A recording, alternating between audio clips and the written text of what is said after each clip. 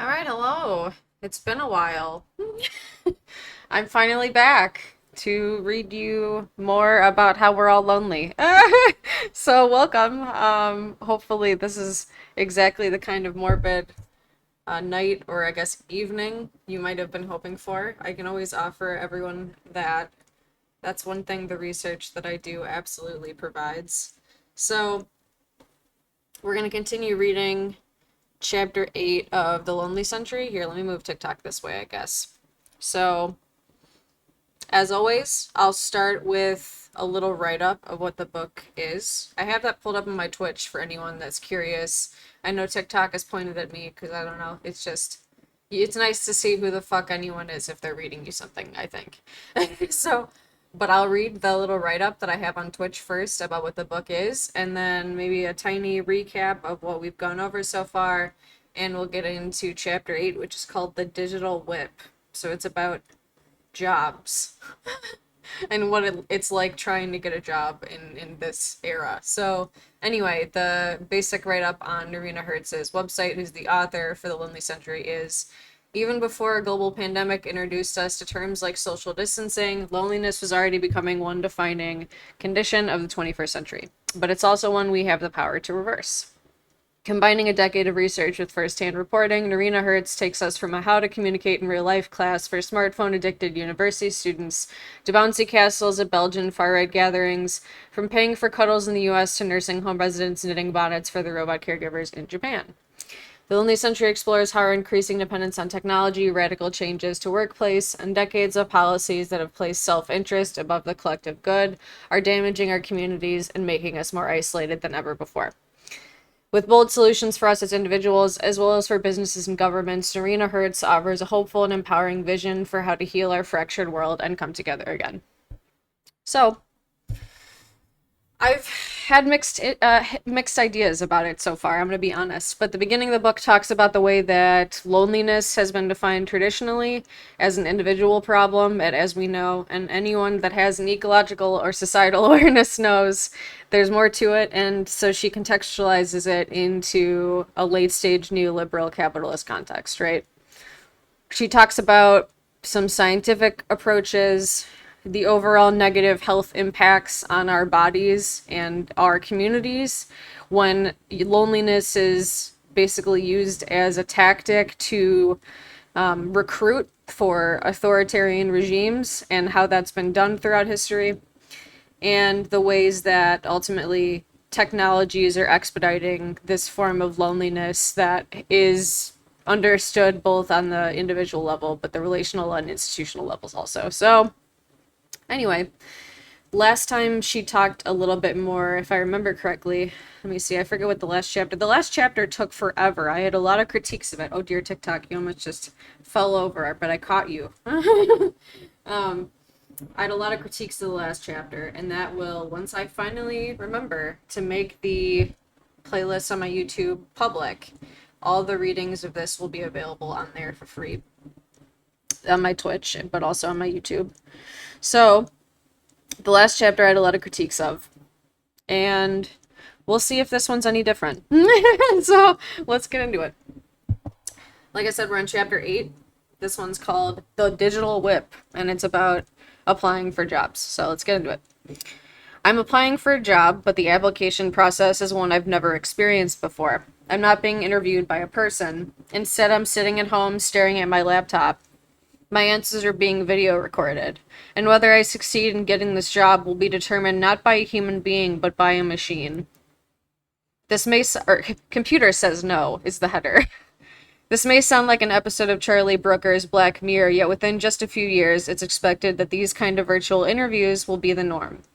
Algorithmic pre-hire assessments, as they're called, are already a multi-billion-dollar business and are likely to become a fixture of corporate hiring decisions. HireVue, the company conducting my interview, is one of the leaders in the field. Headquartered along the banks of the Jordan River in Utah, its clients include 700 blue-chip companies from Hilton Hotels to JP Morgan to Unilever.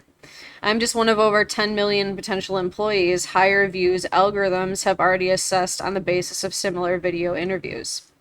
This is how their artificial intelligence technologies work deploying the next frontier of AI, emotional AI. It reads job candidates by analyzing their lexicon, tone, cadence, and facial expressions, take into account as many as 25,000 separate data points. Oh yeah, I gotta turn on the closed captions. So for anyone that doesn't know, I have a little reminder that's on my Twitch. Oop, uh-oh, I'm about to bring up something else. And then also we're giving away game codes. Let me close out of this, or let me mute it. So There's the Twitch homepage for anyone that was curious. Oh, I gotta log in. I got a little reminder on my Twitch to make sure to turn on the closed captions so that folks can do that if they would like. I gotta do the whole shebang, so no one copy anything that's going on. I gotta paste this little fucking code. I like that they do this, but it's also obnoxious. Alright, there we go. Alright, should be good now. Let me switch back to the cover real quick. Alright. But yeah, this is really terrifying. I know that this kind of stuff is happening with hiring processes, but the thing is it's really unnerving to think about that, especially in regards to, as we, have been mentioning, I think, throughout the book, the way that, like, you can't, I don't know, the way of normativity is going to play into judging someone using an algorithm to hire them. Like it's not a coincidence that, as I'm often repeating, 75% of autists are unemployed, and it goes up to 85% if you have a college degree. It's because of the biases that are built into the system as features, and those same biases are going to be built into these technologies. They're just going to reinforce them because AI doesn't actually predict the future. It reinforces the past because the data is meaningless without the interpretation that a human places upon it. And if we're building AI to allegedly hire the most qualified, most personable an individual in a society that dehumanizes people that don't emote in a specific way, that's a recipe for reinforcing a eugenics culture. And that's exactly, I hope that she speaks to that, but we'll see.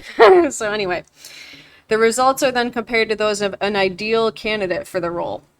In practice, what this means is that each breath I take, each pause, the height I raise my eyebrows, how tightly I clench my jaw, how broad my smile, my choice of words, how loudly I speak, my posture, how many times I say or my accent, even my preposition usage are all being recorded and fed into a black box algorithm to determine whether or not I'm a suitable hire for Vodafone's graduate trainee program. Or rather, not me, but Irina Wirtz, my undercover pseudonym. So there's another great chapter that everyone should really read. It's in the book Your Computer is on Fire. It's an edited collection that came out in, I think, 2021, 2022.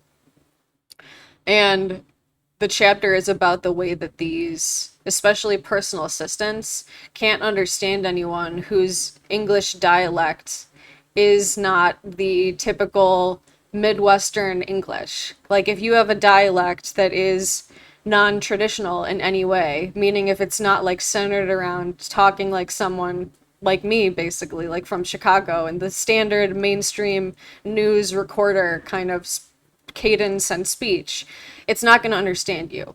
And that's what it's just another way to say that obviously not only, of course, are these technologies reinforcing a specific neurotype and neuronormativity specifically, but they're also, of course, reinforcing xenophobia and all their forms of Eurocentricity in their hiring practices, if this is what they're claiming is possible.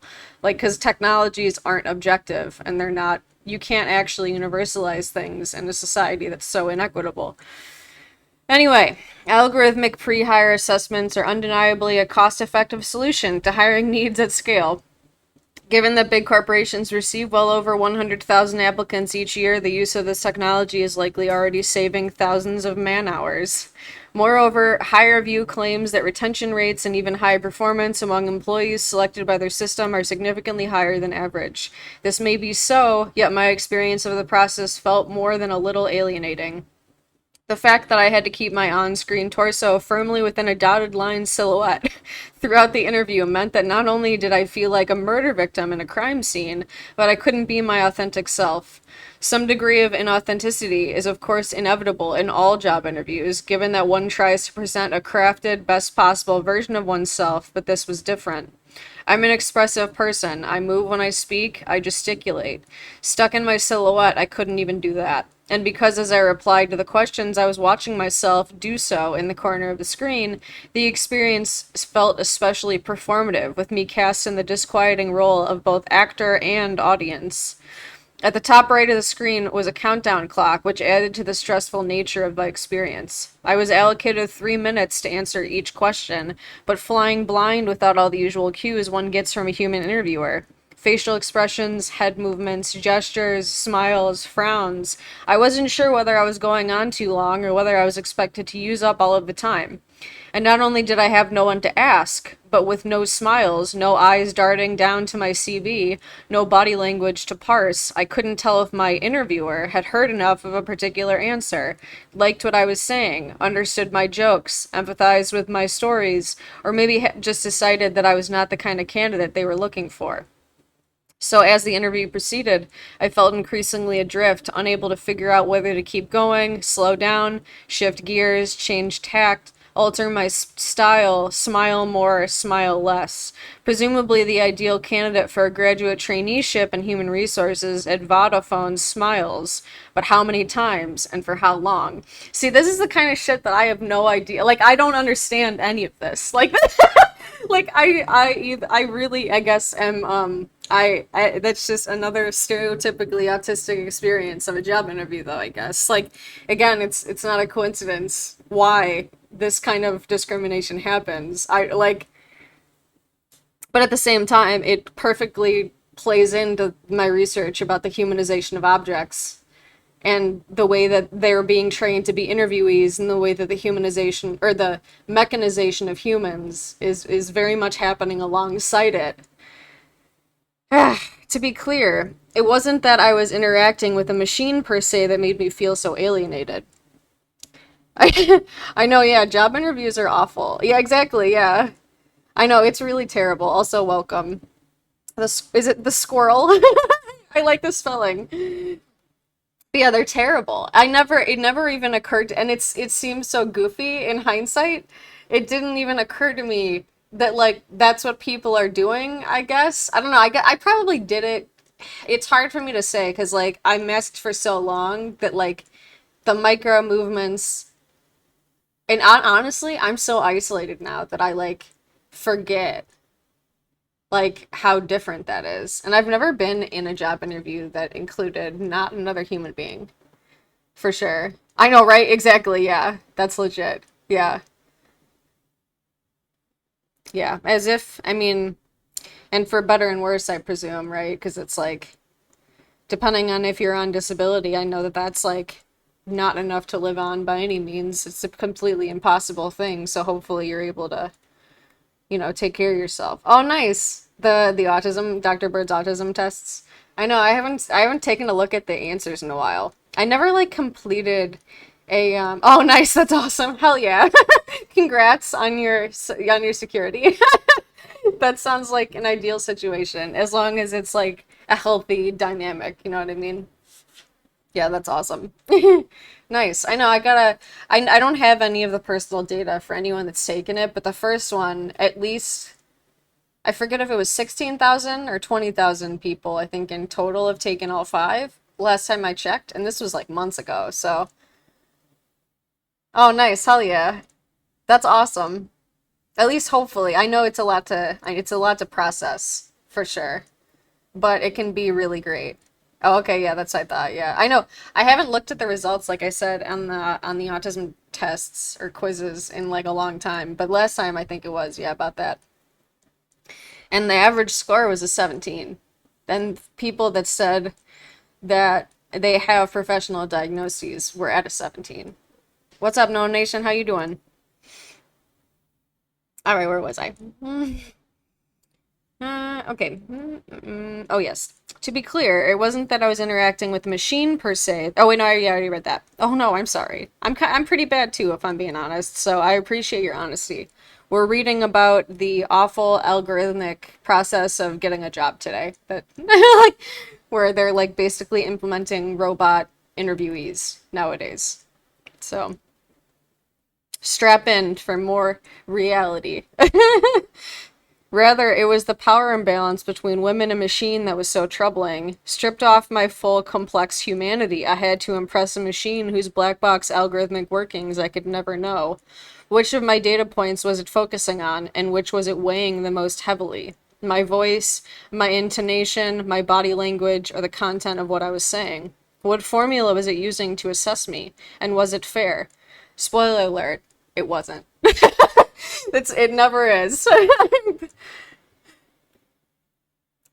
We don't normally think about loneliness in the context of how an interaction with a machine makes us feel.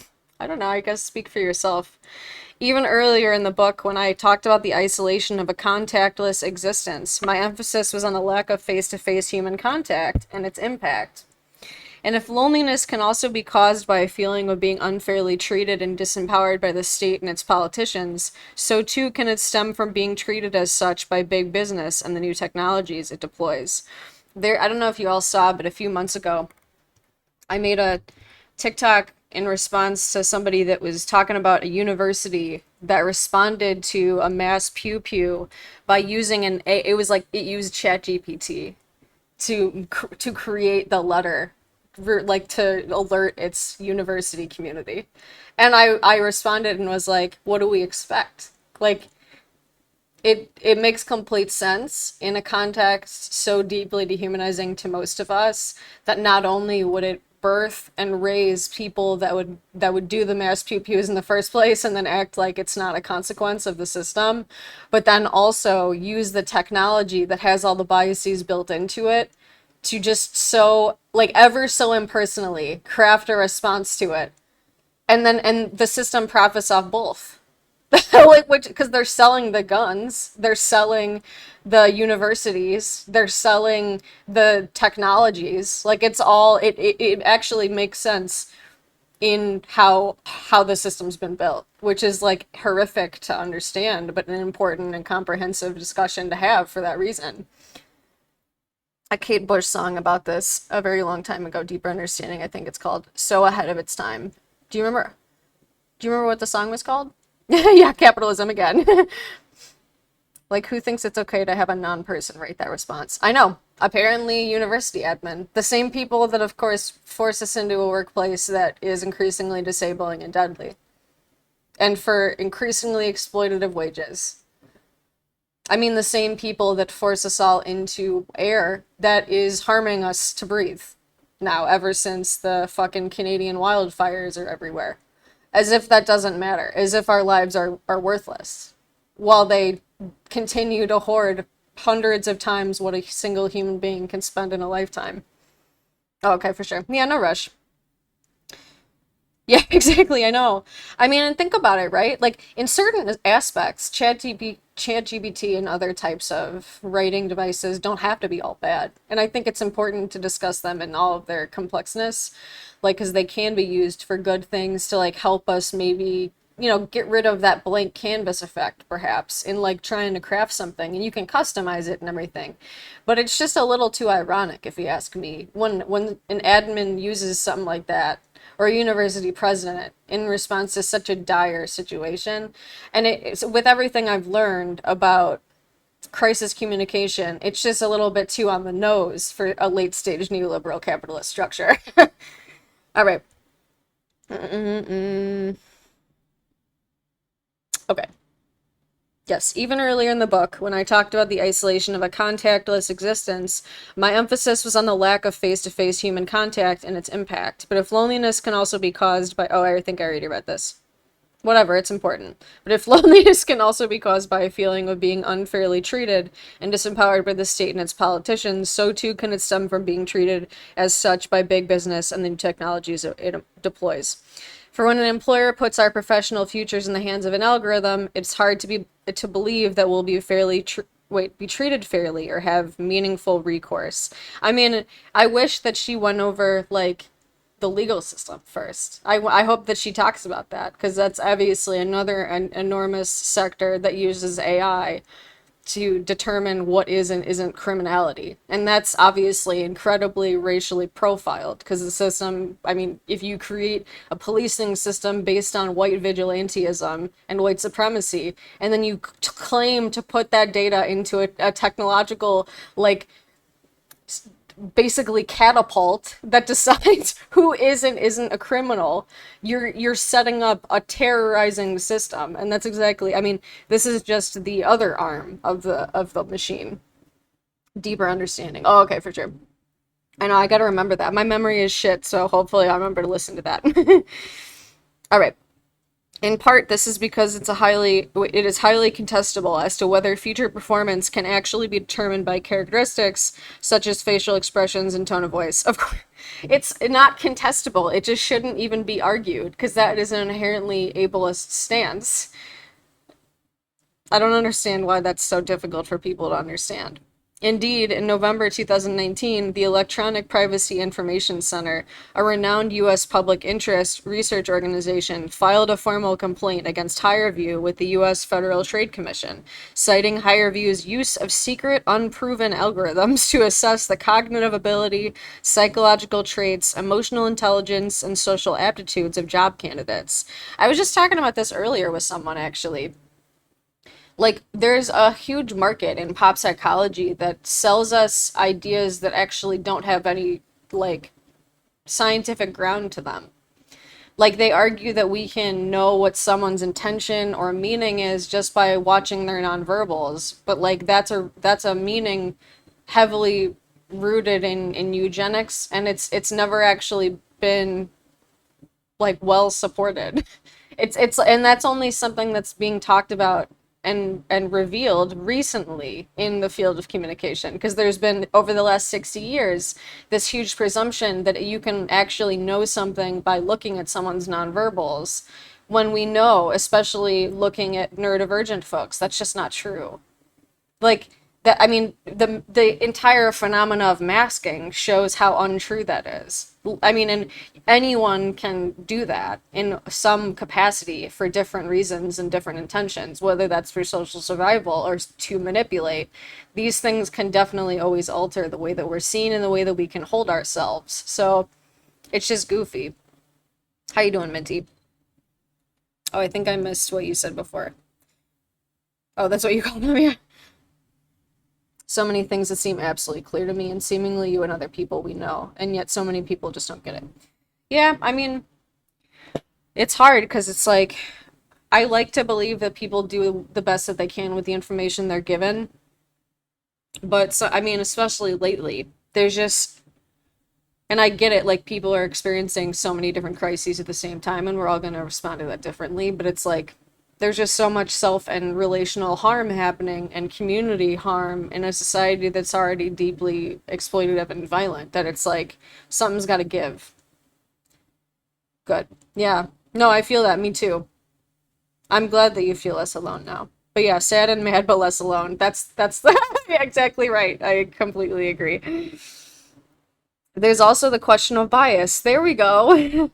For although HireVue claims its methodology gets rid of human bias, this is unlikely to be so.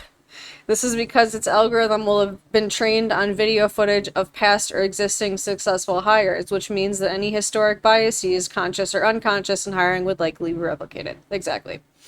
This is in fact precisely what happened at Amazon in 2018 when it was revealed that the company's artificial intelligence CV sorter was routinely rejecting women's CVs despite never being told the applicant's gender. Why? It had effectively taught itself that applications that included the names of all women colleges, or even the word women's, captain of a women's chess team, for example, were unqualified. That's like the most telling shit. This was because it had been trained to deduce whether applicants were qualified or unqualified on the basis of 10 years of hiring data in an industry where men make up the vast majority of applicants and hires. This is what I'm talking about. And these technologies don't have the ability to read context. Also, like, they don't have they don't have the reasoning skills. They're not, I mean, this is what's goofy about when people to this day are always like, they're sentient. They, like the AI, it's telling you what your disease is. Like the AI can't even fucking do this shit. Like the AI is just reproducing all of the like historical biases that people acted were, you know, as if were objective when they never have been. Like it's not telling the future, y'all. It's not like the mystical hand of the universe. I promise you. It's just reinforcing whatever came before it because that's what it's designed to do. And we don't even mostly know what's happening on the inside. That's what the black box dystopia, or yeah, black box dystopia. I'm reading Eric's comment. I mean, you could be bored, but if you are, just swipe. I don't care, man. The black box theory. Like, we don't actually know what they do on the inside. We just know what we put in. We know what comes out. Like, that's another issue. But we know that it's bias, no matter what. All right. Needless to say, there were very few captains of women's chess teams in that group. Adjusting an algorithm to address biases as obvious as gender is relatively straightforward. Oh, gotcha. Okay. Thank you, Eric. Sorry for misunderstanding. Yeah, you're right, though. AI definitely does bring a boring dystopia because it's like it just reinforces, like this idea that like, oh, well, everything that's come before must have been great. Like, and it's like, what? Like, no. Like, why would you presume that? Garbage in, literally garbage out. Exactly. I actually have a little picture of a gorilla that it's next to a computer. Let me see if I can show it on camera, by the way. I got it from like a thrift store like years ago, and it's just been hanging up my wall. It fell over, and I had to tape up the bottom with like some duct tape. So it's kind of shitty, but it literally, yeah, it's you can't. There's like a glare because you can see the thing, but that's literally what it says. I know I forget what this is actually from, but I know that it's like a famous quote. But yeah, it's like a Times magazine, or no, like a Times newspaper, and then like eggshells and cigarettes and shit. Like, I think it's pretty funny, and it's wearing like a white collar, so it's just goofy, and I like it. All right, where were we? Yes, okay. Adjusting an algorithm to address biases as obvious as gender is relatively straightforward. Indeed, Amazon's engineers were easily able to edit the models to stop using terms like women's as a reason for disqualification. But the challenge with machine learning is that even if the most obvious sources of bias are accounted for, and doubtless are, in a system like HireVue, what about less obvious neutral seeming data points that one might not even consider could be biased? Exactly, because it's not about intention. It's about the way that this shit runs. Like, it's the way that it's always been done, and the way that usually the people designing it don't see that they're implicitly biased, and it's still happening. It turns out, for example, that there are significant cultural differences when it comes to smiling. Americans, for instance, smile much more often and more widely than people from countries such as Finland, Japan, and Germany, a stereotype backed up by research that suggests smiling correlates with a country's historical diversity. In fact, the American instinct to smile and make eye contact is so noticeable that when Walmart opened its first stores in Germany in 1998, it had to scrap its tried and tested requirement that employees smile at customers, as Germans interpreted a wide grin as inappropriately flirty. Given these kinds of disparities, HireVue's assumption that smiling translates to friendliness, confidence, and for some, jobs, competence risks judging candidates by the values of a particular nation or culture, thereby penalizing those who, say, believe frequent smiling is inappropriate in an interview setting. Persons who benefit from the system creating technology continue the systems? How could that be problematic? Oh, wait. Well, and it's like, the tricky part about this design in a neoliberal context is that unfortunately it's actually more times than not the same disenfranchised groups that then get trained in the logics of the system and then actually end up reinforcing the biases that hurt their own group. Like that's what folks are talking about when they're talking about like politicians from any one marginalized group going on to then put in place policies that harm quote unquote their own community. Like that's what's happening in the technology space as well. It's just people are lesser like they're lesser willing or like lesser likely to acknowledge it because and whether that's representation wise or whether that's just like the way that something is designed because of taken for granted norms, like that kind of shit happens a lot more than people realize a lot of the time. We could make the same critique of high reviews' likely interpretation of cadence and vocabulary. Word choice is as much a product of regionality, education, ethnicity, dialect, and class as it is so-called intelligence. Just as Amazon's CV sorter rapidly learned to associate proxy measures of gender, such as the word women's with unsuitability. It's all too easy to imagine HireVue's algorithm tossing aside applicants with certain accents, colloquialisms, and other products of their cultural background. And they absolutely already are, by the way. Like I said, whether that's the series or the whatever other like devices that allegedly are here to help us, like that kind of shit is happening all the time. They can't understand people of different dialects. Then, of course, there are those variables that a human could recognize and account for in an instant, but that the machine's pattern matching process is unable to understand. The person with the facial deformity who can't smile in a conventional way, perhaps. The person with a speech impediment who doesn't sound like previous star hires, or even the candidate whose bright ceiling lights cast noticeable shadows on his face that the machine eye interprets as a malevolent facial expression. I mean, think about it. Have you all ever done those sophisticated captchas? Like, that's to keep out shit like this. They're designing pick the stairs, pick a bus, and they think that they can hire on human beings that are going to be more suitable. Like, you have to be kidding me. What the example I always bring up in this kind of argument is like, have you ever had a Roomba? Like, like it's literally like it is a terror system if you don't like have nothing all over your floor. That thing will destroy. It's gonna unplug everything you have. One time I came home between teaching and office hours, and the Roomba had unplugged something, knocked over a mirror, which fell over into multiple potted plants. There was dirt everywhere. This thing destroyed my living room, and its purpose is to clean it. Like there's so many uncertain things that like no matter how much you claim to like control and able like make this device like perfect for an environment, there's always uncertainty and there's always going to be things that it can't actually do. But these venture capitalists aren't going to tell you that. They're not going to admit that because that's going to interfere with their profit motive. And that's just how it is. It's shit. We need to get real about that. Same with Neuralink's fucking bullshit. Like who knows what's gonna happen? I mean, like, there's too many things that just need to be actually cast as the potentially dangerous introductions into society that they really are. I love when like, people talk about their Roombas as though they're disobedient pets. Yeah, I mean, it's really, like, they're just absolute terrors sometimes, like, truly.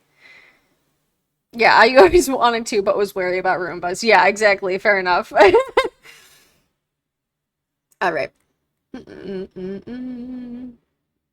it's not that a human hiring manager might not be biased or discriminate in an interview against someone of color with a particular accent or with a disability, even if they're not conscious that they are doing so. They absolutely are. That's the point. The point here is that the presumption that a decision made by an algorithm would not be as vulnerable to similar biases is simply wrong and speaks to the blind faith that we all too often have in machines over humans. Exactly. Because technologies are basically treated as if they're like some omnipotent, like perfectly designed thing that has no biases because it's just not a human. And that's literally how they're cast. And that couldn't be any more inaccurate.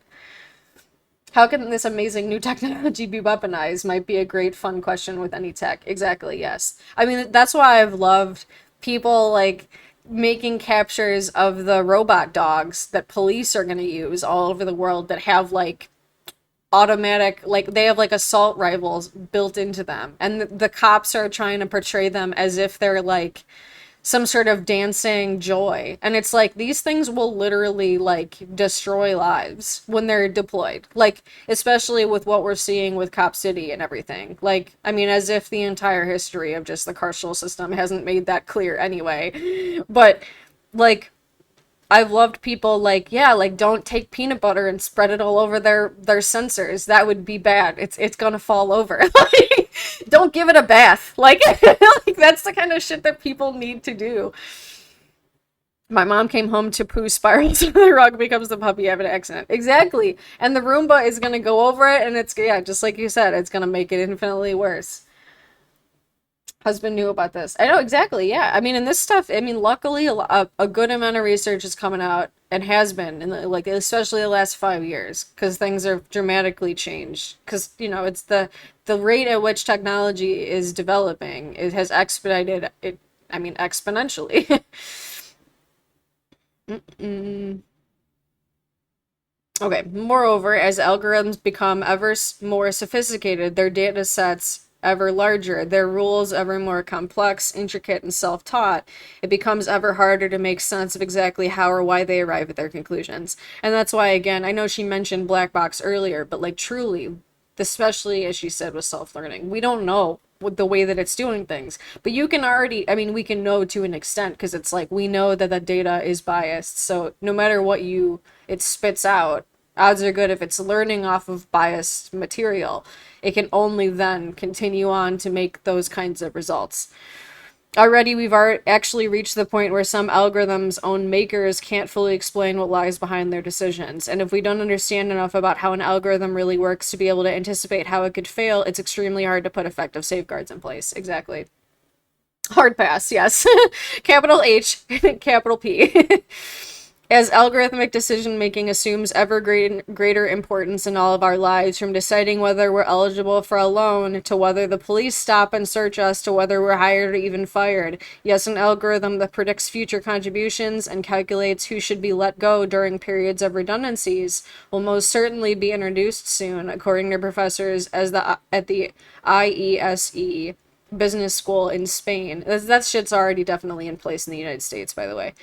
The opacity of these algorithms and therefore the difficulties posed in challenging their decisions, let alone attempting to reverse erroneous ones, will inevitably exacerbate our feelings of powerlessness. And loneliness thrives in the vacuum of powerlessness creates. For as we've seen, it's lonely and isolating to feel that your destiny is something you have no control over. There was something else that I found profoundly alienating about this one-way interrogation, even though during this virtual interview I was being watched in a more precise way than perhaps I'd ever been watched before. I felt surprisingly invisible. For whom exactly were they scrutinizing? Me, or a one-dimensional pixelated me cut up and carved up into these 25,000 data points? A version of me that inevitably would be incapable of capturing the depths of my experience, story, and personality. That's another important thing, too, about this age, is like, and that's why I repeat it so much, again, as many of the, the things that I'm always trying to repeat, we're not our data. Like, we're infinitely more than our data, but we're being treated like we're just our data. And that's a terrifying reality that's happening. Whether that's by marketers or obviously now apparently also in a bigger way by the people reliant on actually giving us income to live. Like, this feeling was reinforced by the fact that even though I'd really opened up in the interview and talked very frankly about personal challenges I'd overcome, things I had not only achieved but also struggled with, it was only a few minutes after my interview that I received an email with my character assessment. An assessment so generic and bland that it was obvious that although I'd been speaking, I hadn't been heard. There's an extract of a key section of the assessment, and this is a block quote. This is bolded.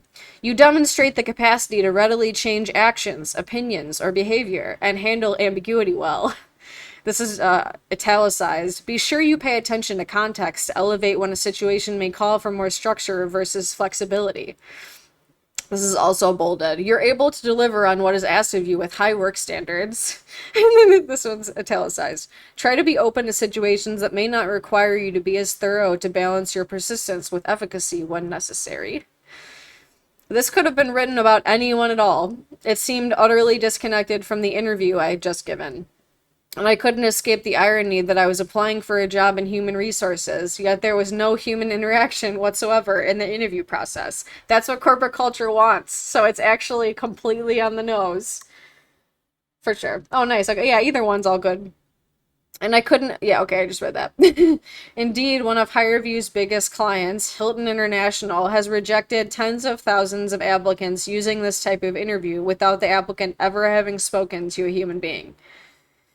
Irina Wirtz falls into the category of rejected applicant as well. 6 weeks after taking the assessment, she learned via email that unfortunately, on this occasion, we're not able to progress her application. Powerless, invisible, and vulnerable, feeling that I was being judged against rules that no one had articulated, that might well be unfair or biased, and against which I had no recourse, these were some of the feelings my HireVue interview inspired. No wonder the process felt so alienating. And of course, I was only doing this as an experiment, and thus didn't feel the additional stress and strain that this would cause a genuine applicant. My experience was also a symptom of a bigger story. Welcome back. For we are in the midst of the most significant reorganization of work since the Industrial Revolution, one in which power is being increasingly ceded to technology, not only to hiring algorithms, but also to reputational rating mechanisms and robots, to surveillance tools and tracking devices, and in turn to those who control these levers. All this is fundamentally alienating and contributes to why this is the lonely century. Every breath you take. For Jane, a call center worker in Wales, it's the small blue box at the corner of her computer screen that reminds her she's always being watched and that her behavior is constantly being logged. With her audio recorded, she knows that if she talks too fast, a speedometer will appear to give her a warning. If she's not empathetic enough, a heart icon will pop up. And if she feels uncomfortable with an artificial intelligence program judging her human interactions, well, it's too bad because Cogito, the technology monitoring her, will send an alert to central management if she tries to turn it off or minimize it on her screen. For Jack, an associate at Bank of America, it's his humanized biometric ID badge that collects data every 16 milliseconds that makes him constantly aware he's being surveilled.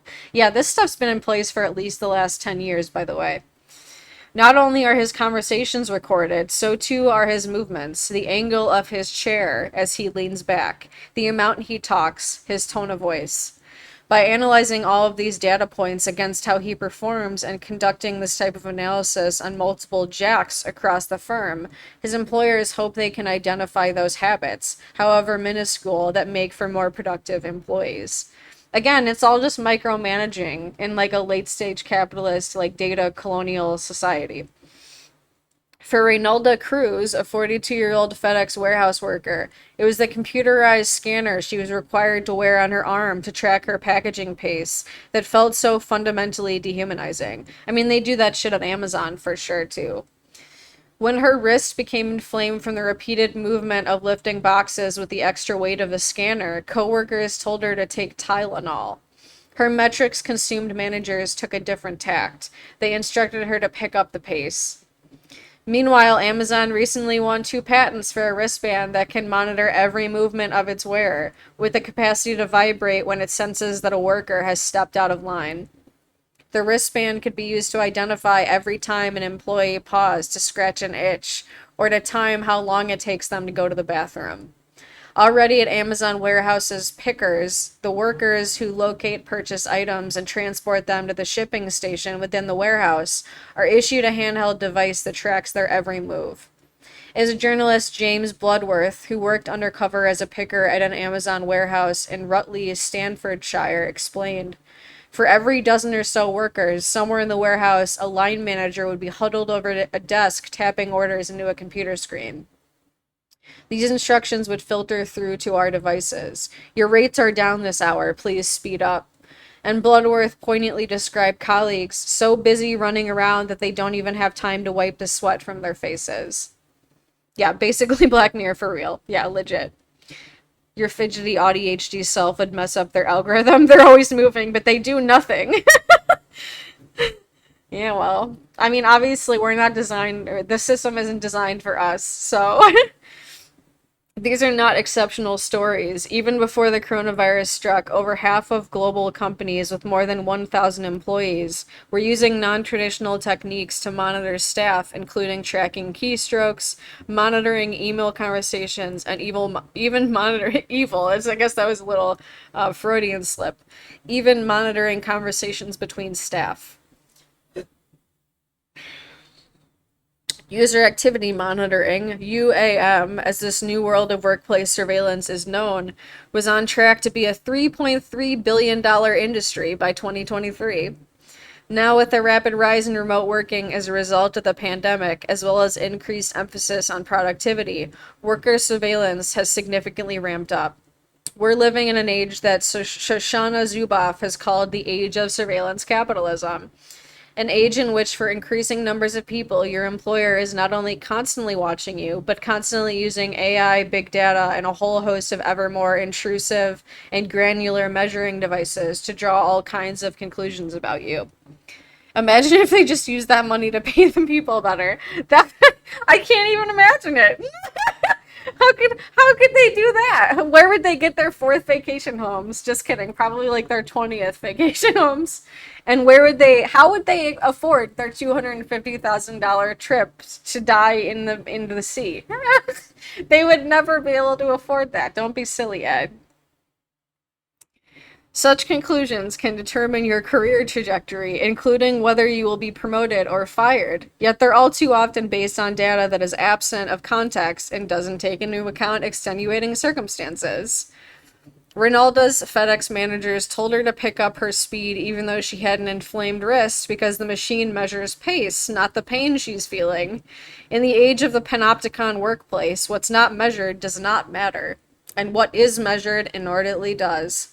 Escaping the physical workspace doesn't mean escaping surveillance either. Apps such as WorkSmart, which constantly score remote workers on focus and intensity, using screenshots, application monitoring, and keystroke tallying to do so, have been gaining in popularity for the past few years.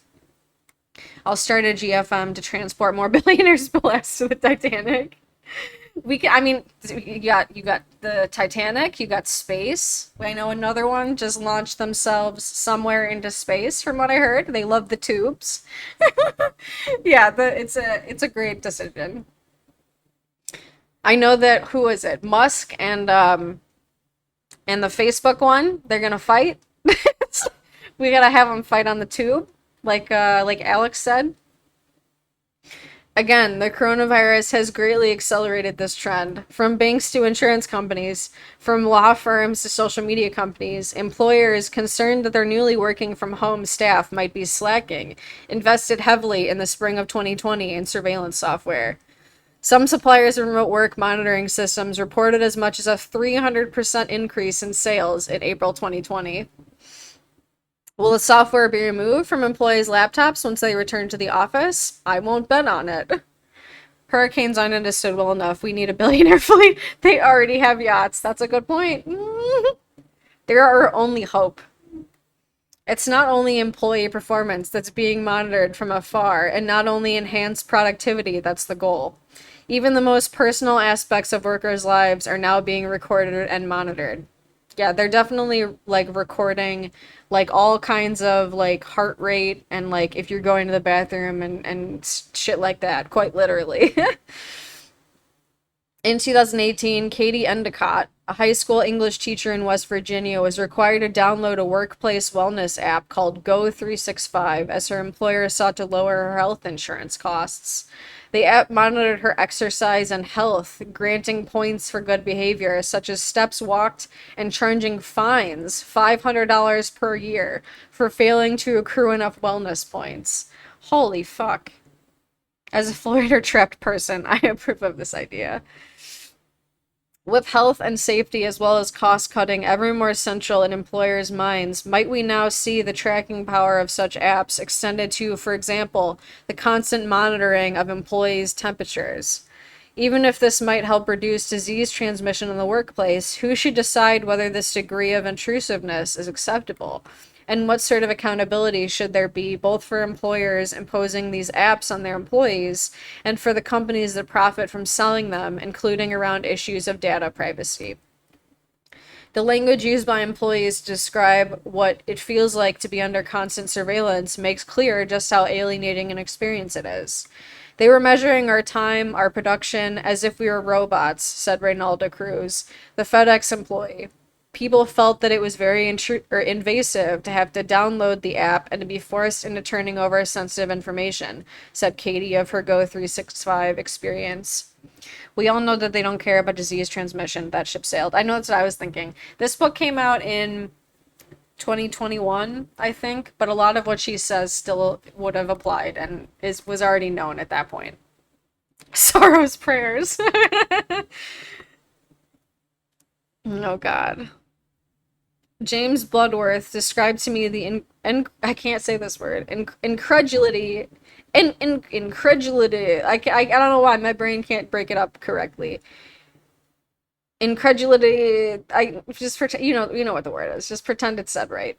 He felt when, at the end of a long day, in which he, a fit and healthy young guy, had been working flat out, he was told that he was in the bottom 10% of productivity, and he explained the profound sense of powerlessness he felt when he realized there was no way of establishing whether this was true, given that he had no access to the raw data, and that there were no worker representatives with powers of oversight. Incredulity. Close enough. Whoa, look at how my lights just did some weird shit. Incredulity.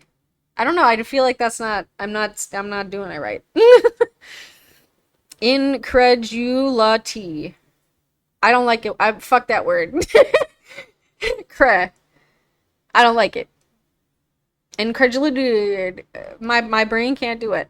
English is such a terribly constructed language. I agree. I like it for a lot of the time, but I don't like it right now. Not with this one. This word's gotta go.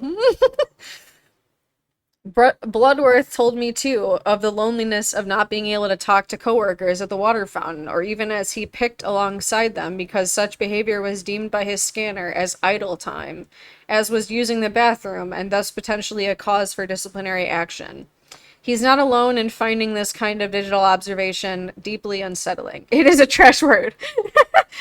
We skipped that word. The totality was horrible, recalls Courtney Hagen Ford, who described her surveillance experience when working as a bank teller in the UK as dehumanizing. Her next step, to pursue a doctorate in surveillance technology. Being constantly assessed, profiled, and sorted without having control over the process, access to your data, or real insight into the machine's deductive method is a fundamentally alienating experience that speaks once again to a massive information and power asymmetry between employer and employee. This reminds me.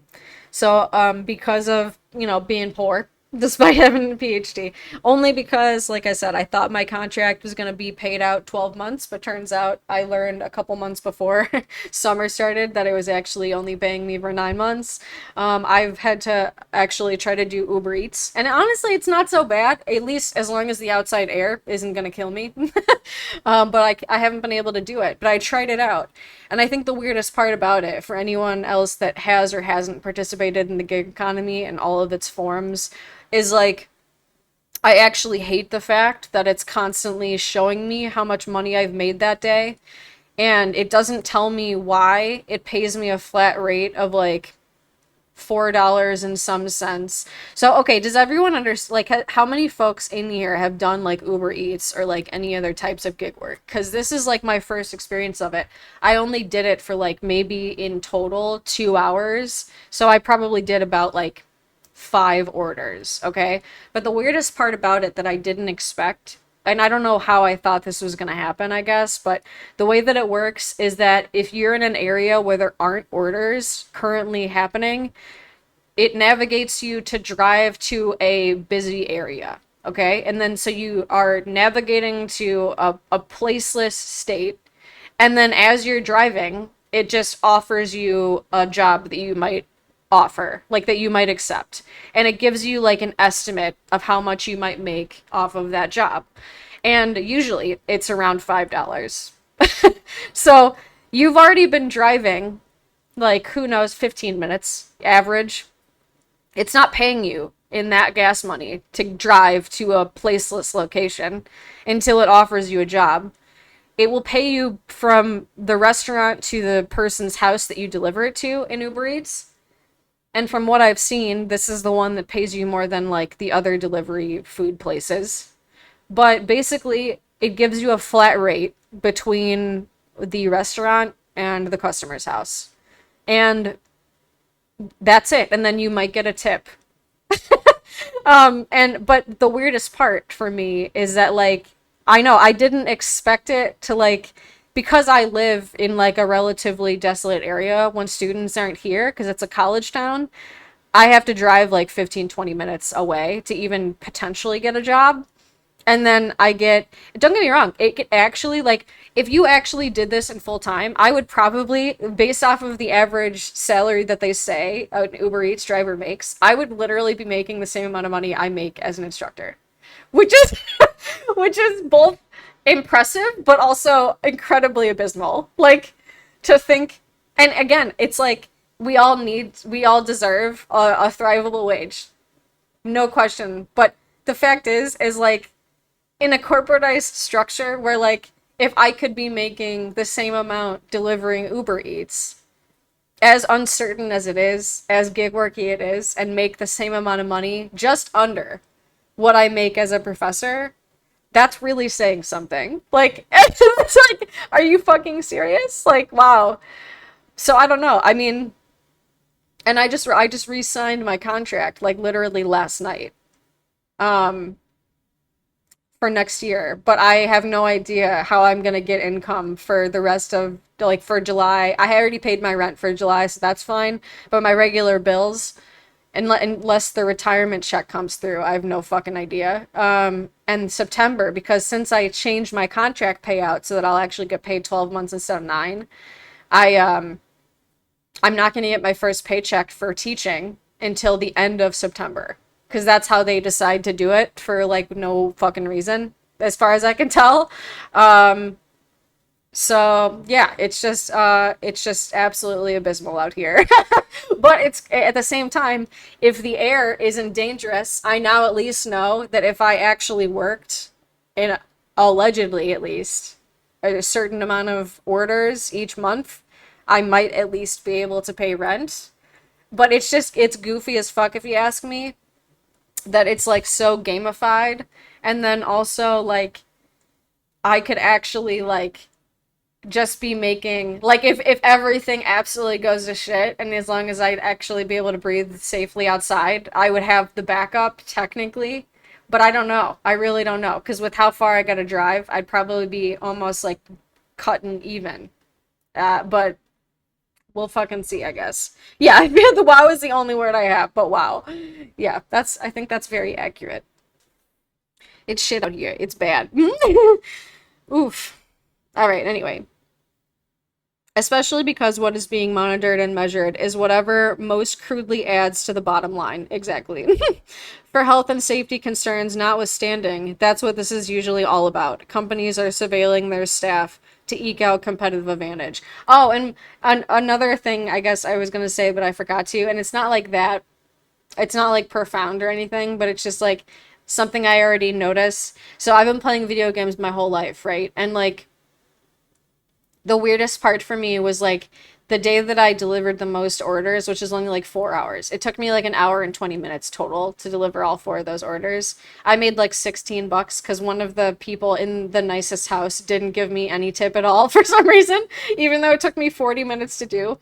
I literally picked up an order right after that because I was in such a gamified mental state because the next order was going to pay me $7, as if that was like a really great rate of pay.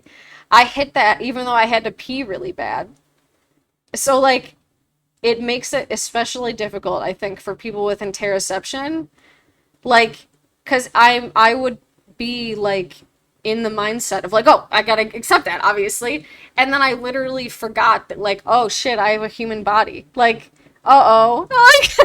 Like it's no good. Yeah, rich neighborhood, no tip. I apparently, like that was the only one. Literally, I delivered the very first order was to McDonald's.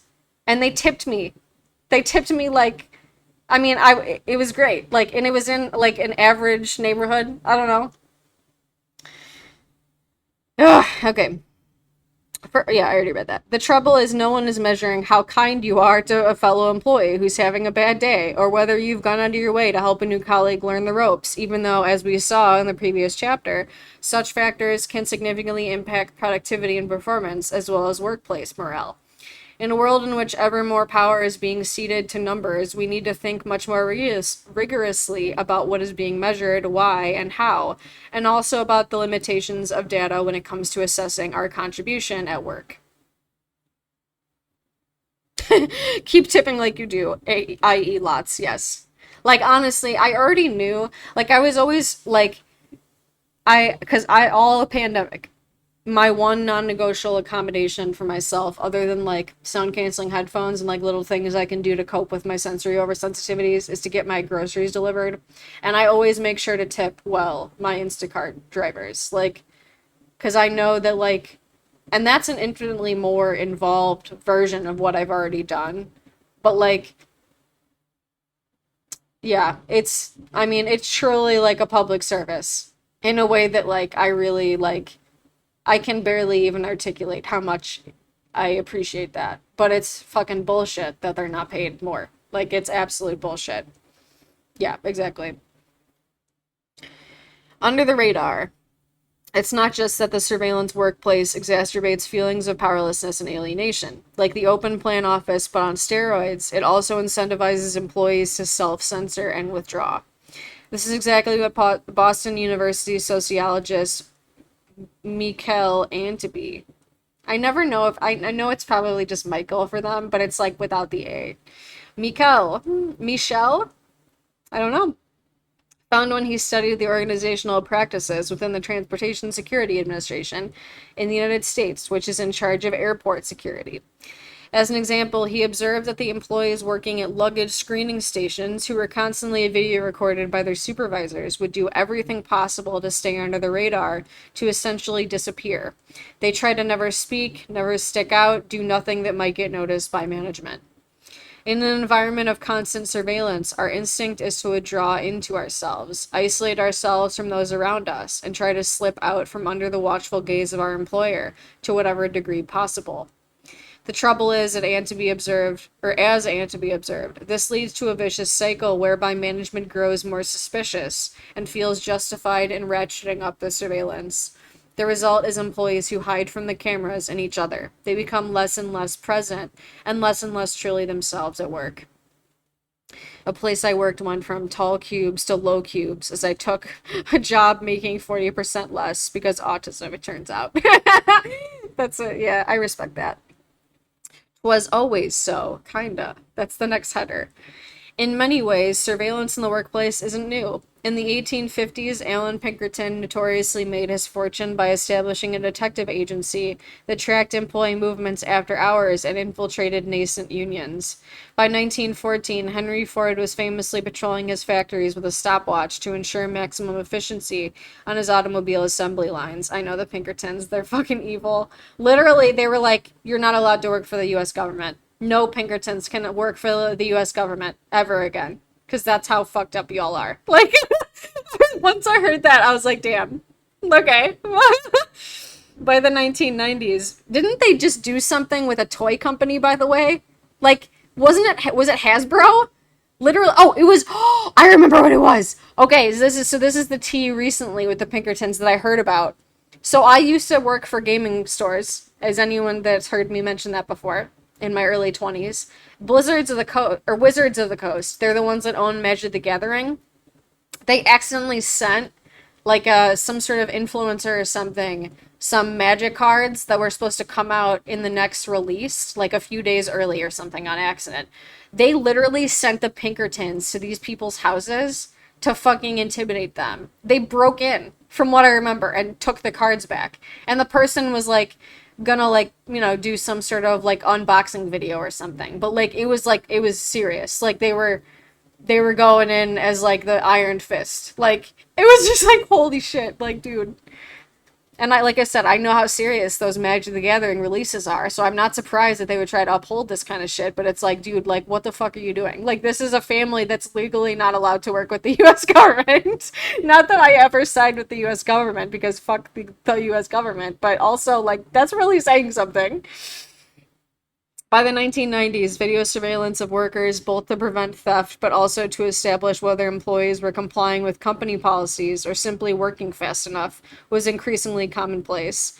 As industrialization moved production further and further away from artisanship, and as workers became less personally known to employers and thus were less trusted, surveillance kept pace. By the way, that's also because of the way that music was stolen by factory workers, because they were trying to do like fucking what's the early bear share, fucking Napster and stuff. Like, that's the reason why things like Spotify and Apple Music exist, because workers were stealing the CDs and then releasing them to the public for free. And so they started putting up shit like that in the 90s, because that was around the time that it was happening. There's a great book about it I read in my master's. In the 21st century, what is new, however, are the following three things: the extent to which we're being monitored, the disturbing levels of intrusiveness the digital technology makes possible, and the degree to which decision-making powers have been ceded to machines.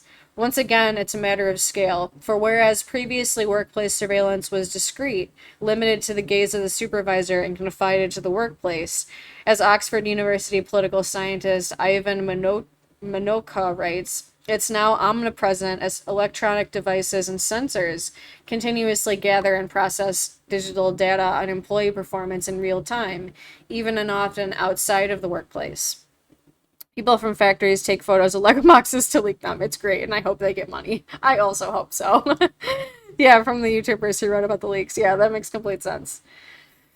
Under constant surveillance, viewed in ever more mechanistic terms, less able to be ourselves and talk openly with our colleagues, feeling increasingly distrusted, we become more vigilant, self-censoring and withdrawn, and are fearful to reveal our true selves. As a result, we inevitably feel both lonelier and more disconnected from our employer, our worker, and those around us. Yet despite this, growing numbers of employees, contractors, and freelancers around the world are finding that they have to accept increasing levels of intrusive monitoring if they want to keep their jobs. For the fact that this kind of surveillance is becoming increasingly ubiquitous, and we're not rising up in arms, should not be taken as tacit consent. Instead, it speaks to the sense of resignation so many now feel, born from a growing sense of powerlessness when it comes to workplace rights. In a world in which large global corporations all too often set the rules of engagement, unemployment levels are high, and most workers lack representation or collective voice. What options do people have if they don't want to be monitored? Exactly. For many, the answer is none. The Amazon warehouse where James Bloodworth worked was by far the biggest employer in town. Exactly. I mean, there was the recent law in Ohio where proctoring services were also outlawed, like the test proctoring. That shit is just so, it's oppressive, like just straight up. I'll give you a 4. Surveillance and algorithmic decision making are not the only reasons why the 21st century workplace feels so alienating. Another is the increasing number of workers who are not just being watched but also rated. That is a number affixed to their personas and their efforts that supposedly encapsulates their worth. It's not difficult to see why being viewed as a number or a score rather than as a human being could make someone feel invisible and lonely. In some cases, it's your fellow employees rating you. At Bridgewater Associates, one of the world's largest hedge funds, employees use an app called Dots to rate each other in real time on more than 100 traits, from synthesizing through time to higher level thinking. Monitors display every participant's dots on the wall during the meetings, which are, of course, recorded. Oh my god. As if this weren't demoralizing enough, when it comes to decision making, votes from people with higher ratings are given more weight. Dude. You might think that this is not so different from the standard annual 360 appraisal you might receive at your workplace, but how many of us see this feedback illuminated on the office walls for all of our fellow employees to judge and get treated by colleagues as a class citizen on its basis? Moreover, what Bridgewater's founder Ray Dalio calls idea meritocracy can translate to a toxic environment if you're not wired just so, according to employee reviews. Yeah, like high school, but it's your job. People are afraid of making mistakes and to look good know they have to criticize others, commented one anonymous employee. It's very hard to develop authentic work relationships, said another, in a place where, according to a Business Insider expose, employees are often rewarded for backstabbing. Almost a third of new employees leave within a year. While for now at least you're rating your fellow colleagues at work on a continuous basis is the exception. The inescapable reality is that growing numbers of workers are being constantly rated, but by clients instead. Nowhere is this more apparent than in the gig economy. In this environment, agreeing to being rated is often a condition of employment. An estimated 50 to 60 million workers are already part of the global gig economy. In the United Kingdom, the gig economy doubled in size between 2016 and 2019, and if current trends continue, by 2027, as many as 1 in 3 Americans will support themselves through gig work via online platforms. Given these figures, better understanding the factors that contribute to the alienation of gig economy workers is imperative. I don't know if y'all know, and I'm going to scoot this because I just realized it's not like, you can't see the whole thing. I wrote a paper recently, and I guess I have talked about it in a few streams, but it was like the car is extension of whiteness paper, and at the end of it, after talking about what I called color paved racism, which is just like another way of ecologically understanding infrastructural and systemic racisms, and the way that redlining and the white flight and gentrification have altered our infrastructure in ways that are taken for granted. I extended that into the gig economy because obviously, like, it's not a coincidence that, like, even in such a desperate matter, like, the way that the gig economy is disproportionately putting to work, like, yeah, people that are privileged enough to have a car in the first place, but also, like, it's, I mean, it's basically just poorly paid new form of, what's the word I'm looking for? Like a serf, kind of. Well, no, a servant is different. But it's, it's like a servant. But it's like disproportionately people that require it. Like, no one does it because they're like, you know what I really want to do? I want to deliver this stuff. No, you don't. Like, you probably don't want to do that. I mean, maybe. It's very gamified, like I said. It's kind of like doing a little quest in a video game. But at the same time, it's like, it's altering the way that people enter and are in spaces that is so deeply divided to this day. Like, they say we're as racially divided as we were before the fucking Brown v. Board. Like, literally, that's what the recent research says. Like, it's just like, it's absolutely abysmal out here. All right. Hello, Blake. We're talking about the gig economy. Okay, it was Hashim, another of the Uber drivers I interviewed to better understand the loneliness of the gig economy worker, who specifically alerted me to the alienating effects of being rated. A first-generation immigrant to the United Kingdom from the Indian subcontinent, Hashim had been working as an Uber driver for the previous 8 months. He told me that he found working for the company very lonely and explained why, counterintuitively, a job that appeared to demand so much interaction with passengers to him felt so isolating. Like John Wick, but with French fries and not hits. Oh, God. Needs to be nationalized. Oh, my. When I went to my onboarding session, I was told to avoid talking about religion, politics, or sport in case it offends the person riding in the back. As I can't risk offending a passenger because of how they might rate me, most of the time I'm silent. Hashtag commitings. It's disturbing to think that Hashim's work environment is one in which he feels unable to speak for hours on end for fear of receiving a low rating and thus being kicked off the platform. It speaks to a bigger problem with rating mechanisms, for by reducing someone to a number, the trouble is not only that they are at risk of feeling alienated from their real selves, as they self-censor, self-silence, and genuflect in order to get a higher score, but also that once again, the metrics provide no sense of context. A 2 given for genuinely poor service has the same consequences as a 2 given because the customer was in a bad mood, or a 2 given by a racist customer because of the color of someone's skin. And just as with the algorithmic pre-hiring assessments, the opacity of these rating systems means that biases is neither spotted nor challenged. This is especially concerning given the extent to which racial and gender biases impact ratings. For example, Black and Asian workers receive lower ratings than Caucasians on the freelancer platform Fiverr, while on TaskRabbit, while on TaskRabbit, clients regularly assign Black taskers particularly mean lower scores than non-Black workers with similar levels of experience. Moreover, rating mechanisms don't just occlude bias, they risk amplifying it. For it's a known fact that people are prone to anchoring someone's rating on the published rating already attributed to them. You stop giving any negative feedback because your feelings are less important than people's livelihood. Yeah, that's so legit. For it's a known fact that people are prone... Oh yeah, I read that. What this means is that if you see that someone has a low rating, rather than interrogating why this may be so, and committing to make your decision on the actual facts, you're more likely to simply rate them low yourself. Yeah, it is very nice.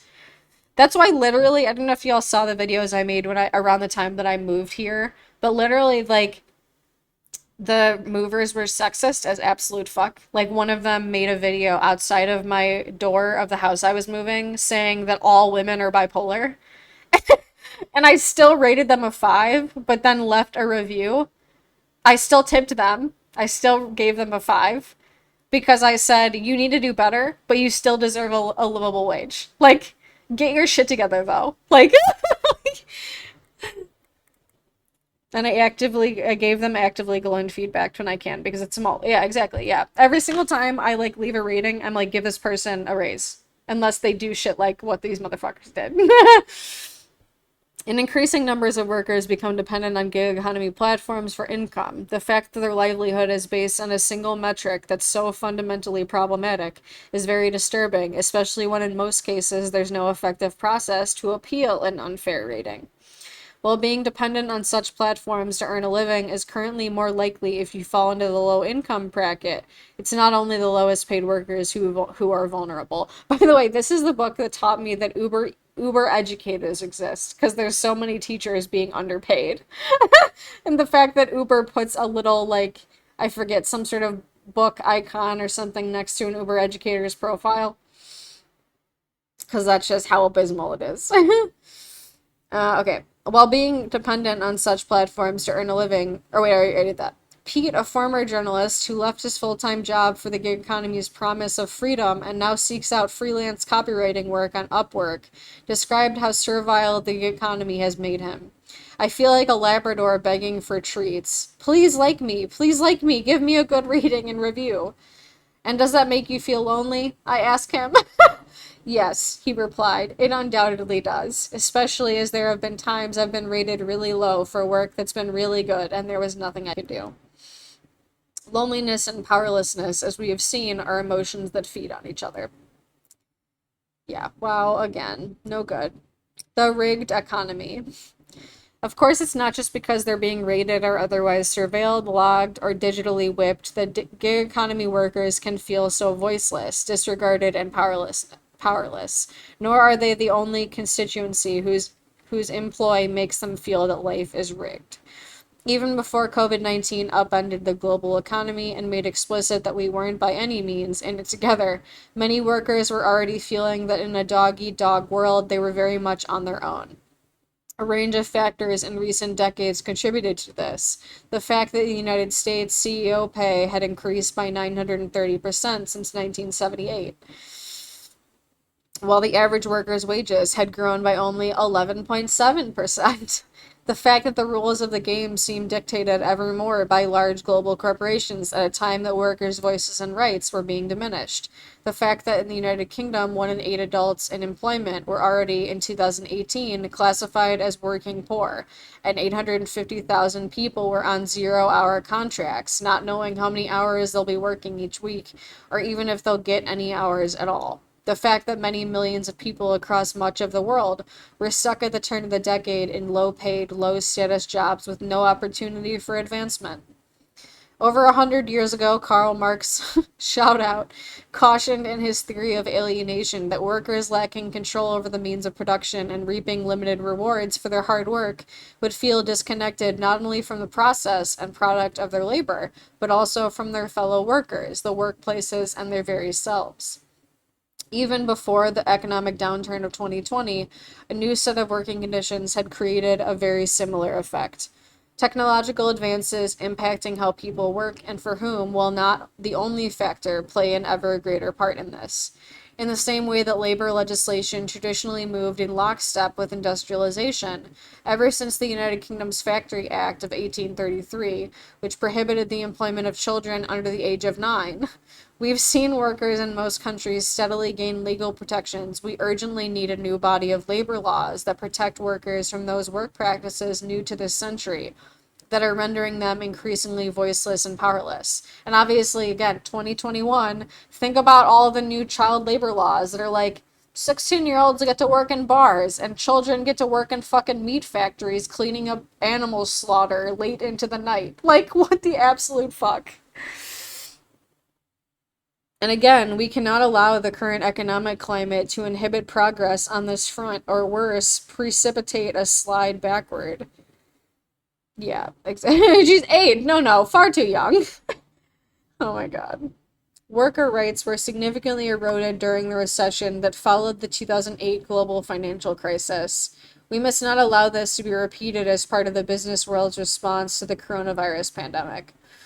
Not to mention all of the workers that are now disabled and literally can't work, even if they wanted to. When it comes to the digital whip, there are concrete steps the governments could take to help workers feel more empowered. Platforms like Uber, Fiverr, and TaskRabbit that use ratings should be mandated to audit their mechanisms, identify potential biases, and recalibrate accordingly. Moreover, an appeals process must be generated so that those who rely on these platforms to make a decent living are able to contest ratings that they consider unfair. While algorithmic bias is considerably harder to address, we can certainly screen for it much better than has been done to date, sorry. Ironically, there's perhaps even a role for algorithms here in monitoring and identifying such biases. More fundamentally, the choices that underpin the algorithm, how the data is collected, its code, and its decision-making heuristics that parse the data need to be made transparent so that redress and recourse are possible. In the United States, Illinois is leading the charge on this, becoming in 2020 the first state to pass legislation, the Artificial Intelligence Video Interview Act, that makes it incumbent upon employers to, among other things, explain to the candidate how the technology works and the characteristics it will use to evaluate the applicant. As for the surveillance of workers, when our employers are monitoring the length of time it takes to get to the toilet and can slap us with a hefty fine if we don't walk enough steps during our spare time, it's clear our governments need to place strict limits on the use of digital tracking. You gonna tell me you don't know what's going on right now? You, a whole doctor, you don't know what's going on right now? By the way, she came out with a video after and said that she knew. But I thought it was a good joke. It was a great joke even. This must apply to our lives both inside and outside the workplace, particularly given the recent increase in remote working. Given the most extreme forms of surveillance are already becoming a reality. In 2017, a Wisconsin tech firm called the Three Square Market inserted microchips into the hands of more than 50 employees. Now chipped employees can use their hands as contactless ID cards, simply waving them in front of a scanner for entry to the building and secure areas. While in this case participation was completely voluntary and there are no reported cases of employers anywhere making this compulsory, The very prospect of companies implanting devices in employees' bodies is highly disconcerting and was enough to inspire legislation in Arkansas and Indiana that would ban any forced microchipping of employees. Jesus fucking Christ. Legal scholars have begun to raise the questions of whether laws may be required to protect employees who decline voluntary chipping. When it comes to gig economy workers who have to contend not only with especially demoralizing forms of surveillance, but also in many cases with low pay, precarious employment, and only the most skeletal worker rights, what is crucial is that digital platforms not be allowed to persist in claiming that the workers are not real employees, but independent contractors, who are not subject to rights such as sick pay and vacation time. Yeah, exactly, yeah. It's definitely the second one. And you right. Yes, you right. A distinction needs to be made here between those who use the platforms as ways to dip in and out of employment and add to their earnings and those for whom the platform is essentially their full-time employer. Like I said, you can make about as much as a professor if you work 40 hours a week from what they say. Oh, Jesus. Okay. New legislation approved by the European Parliament in April 2019 and a landmark bill passed in California that took effect in January 2020 makes significant progress on these fronts. The California bill presumes a worker is an employee unless the employer can show that the worker is free from the control of the company, does work outside the company's core business, and has an independent enterprise of the same nature as the company. And in May 2020, California's Attorney General and a coalition of city attorneys, frustrated that Uber and Lyft had not only not taken steps to reclassify their drivers, but had also poured millions of dollars into a campaign for a ballot initiative that would exempt them from complying with the law, sued both the companies for wrongly classifying their drivers as independent contractors in violation of this new law. The case at the time of writing is ongoing. Critical, too, is that all workers are able to organize and find strength and solidarity in numbers, however their employee is categorized. Mind you, a part of SB 83 that Ohio legislators are right now trying to, pass through with, what is it? It's like SB 115, that they're, trying to just slide under the radar for all citizens. It disallows, faculty to strike. As if that's something that they can just fucking put into law. We just can't advocate for our rights. It's fucking ridiculous. At present, very few gig economy, temporary, or short-term contract workers are unionized. In part, this is a result of government's steady erosion of union power, more generally over the past few decades. In many places across the globe, employers don't legally have to allow workers the right to organize. Exactly. Yeah. Such rolling back of union rights needs to be reversed and workers ensured a meaningful voice. But it's also incumbent on unions to do more to adapt to the changing times. I hope that she says also something to the effect of the fact that unions can't be the end goal, because they never should be. Okay. They're not a means to an end.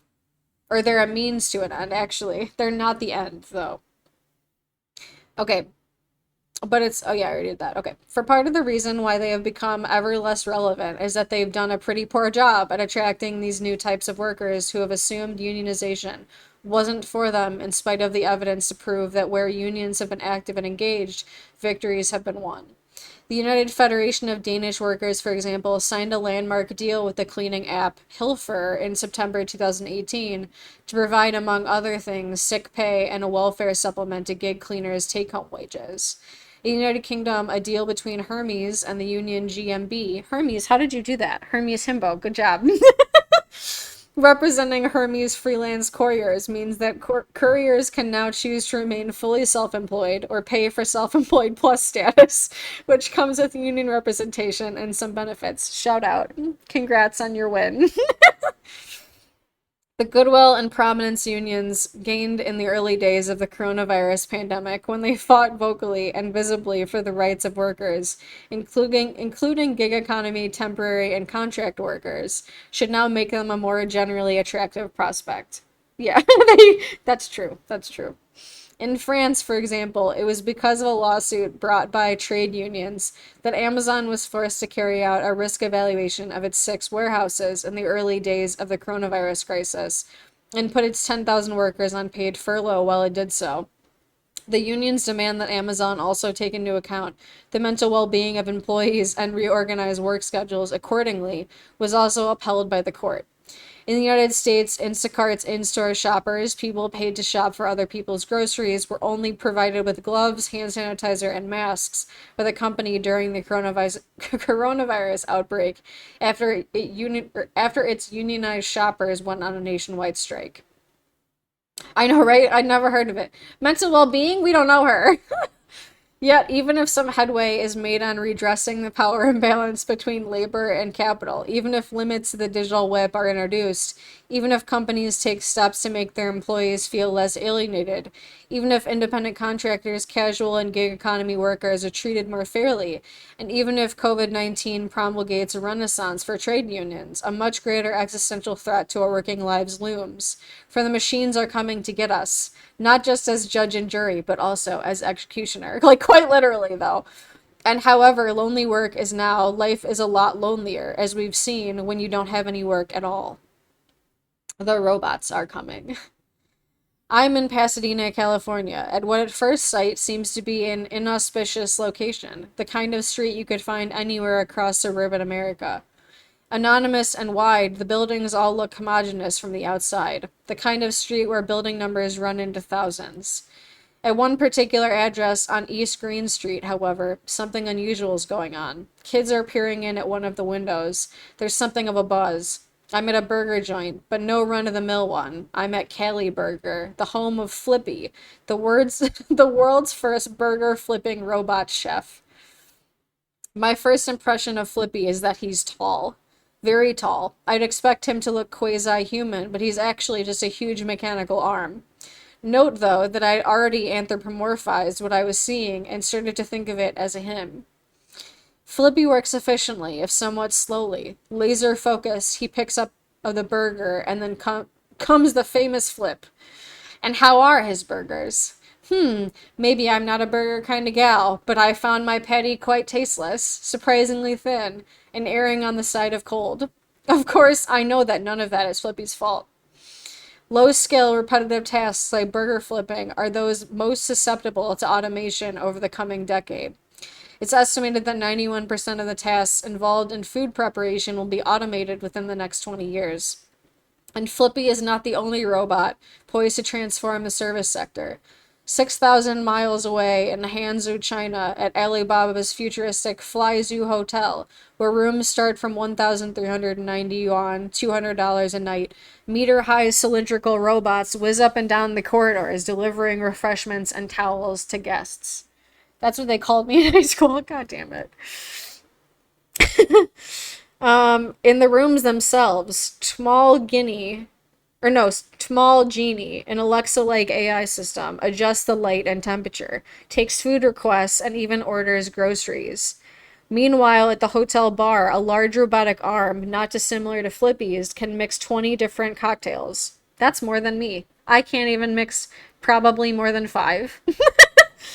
But I would like to. At least if one day the world becomes safe where I can actually be in a bar again. If a contactless life is what you aspire to, this place might be paradise. I must go do the outside at a store thing. Thank you for the life. Oh, thank you. I appreciate that, squirrel. Thanks for being here. Thin, tasteless, and cold. Just kidding. God damn it. Yeah, okay. I already read that. Back in the United States, Hilton has recently piloted a robot concierge, Connie, at some of its hotels. Around 2 feet tall, Connie can move her arms and legs and point customers in the right direction. Her eyes even light up with different colors to represent human reactions, such as understanding or confusion. Same. Given the progress being made on AI-powered facial recognition, it's expected that soon she will also be able to greet regular guests by name and have their profile immediately available. That's, uncomfortable for me.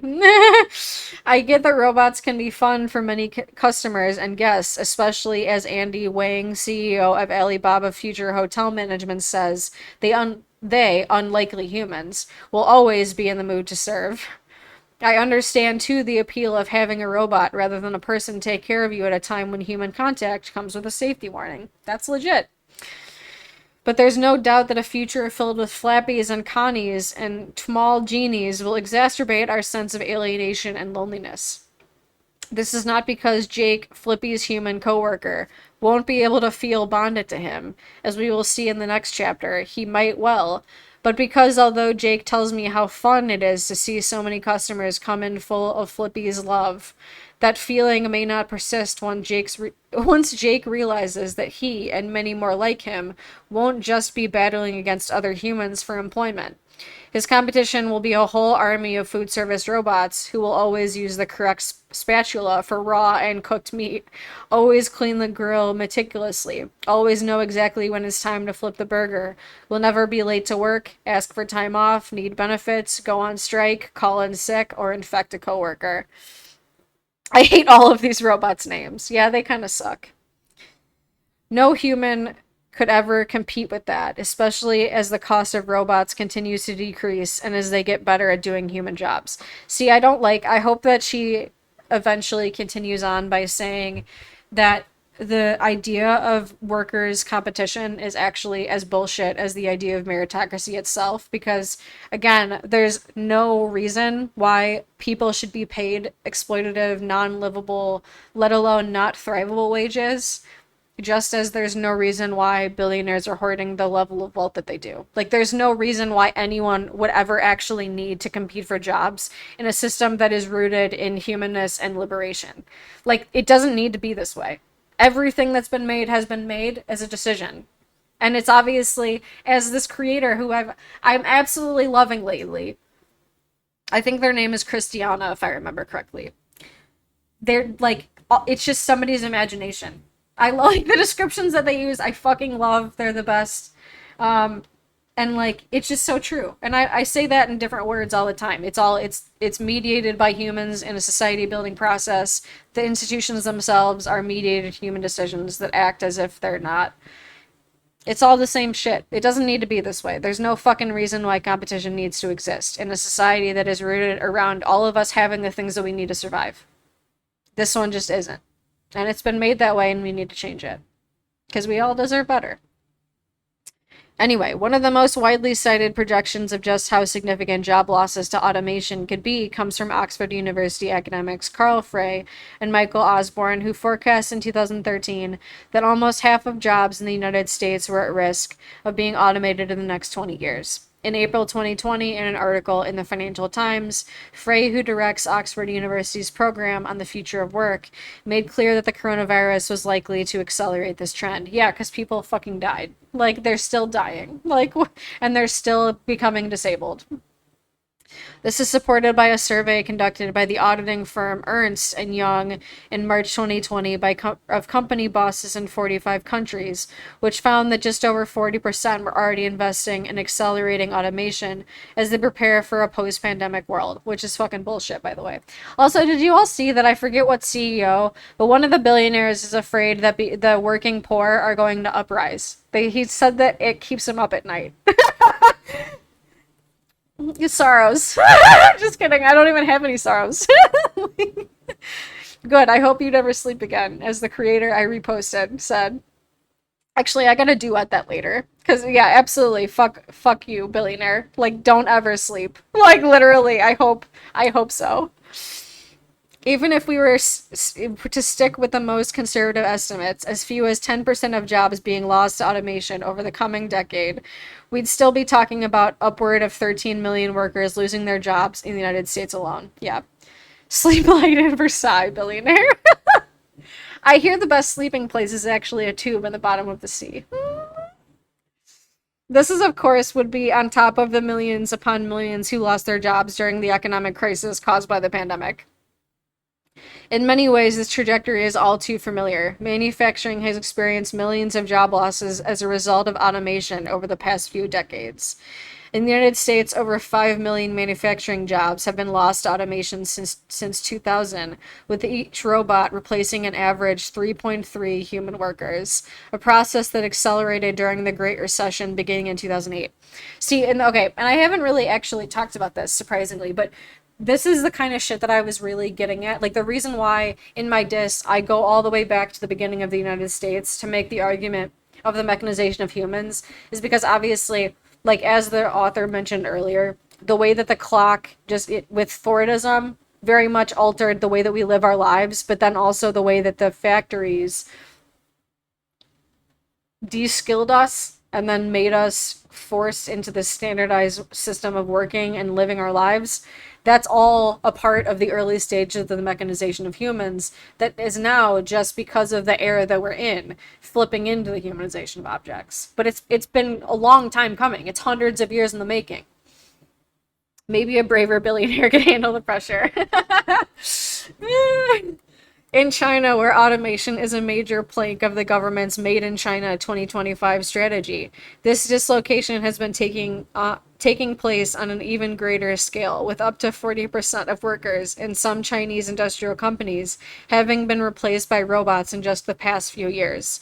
At one mobile phone factory in Dongguan, 90% of its human workforce has been replaced by robots that work around the clock and never require a lunch break.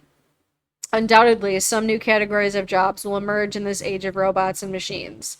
But history teaches us not only that there is a particular characteristic of jobs lost to automation. Once gone, they typically vanish, never to return, but also that such employment that is available to those who lose their jobs to automation tends to be lower paid than their previous work and of lower status, at least when it comes to low-skilled labor.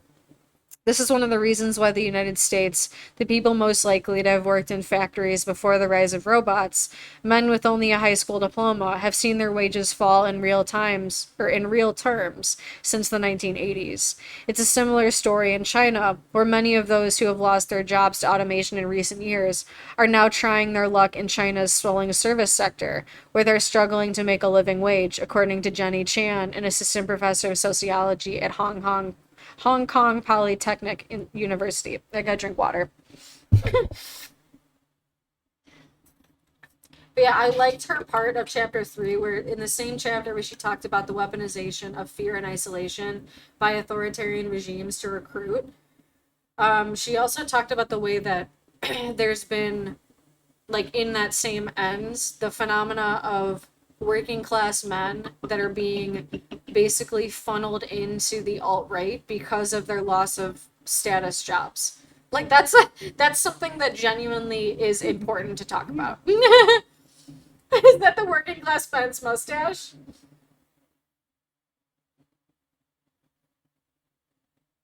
I know you can't see on TikTok, but it's got it going with the stickers.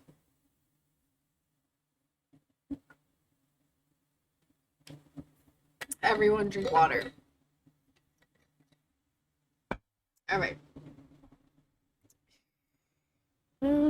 If anything, this is likely to be ever or even more the case now, given the disproportionate impact of the coronavirus on jobs in the service sector. Moreover, automation has ramifications that go beyond the pain and hardship of unemployment. In the 2016 U.S. presidential election, Donald Trump made the largest gains relative to Mitt Romney's performance in the previous election cycle in those communities where robots had been adopted most extensively. This is why it's important to critique neoliberals, because there's a reason why the right is like, oh wow, we can't get well-paying jobs, and then they're lashing out on like people that they think are their enemies when it's actually the fucking billionaires. Like, it's not a coincidence. It's like, truly, there's so much in common with the people that see the problems with the media, the people that see the problems with the economic and the job markets, and usually they just don't know. Also, one of my absolute favorite theorists is here, and I'm sorry to call you out, Mar, but I fucking love them. They're literally one of my favorite people I've ever read. Their work is fucking incredible, and thank you for being here. We're reading The Lonely Century by Narina Hertz.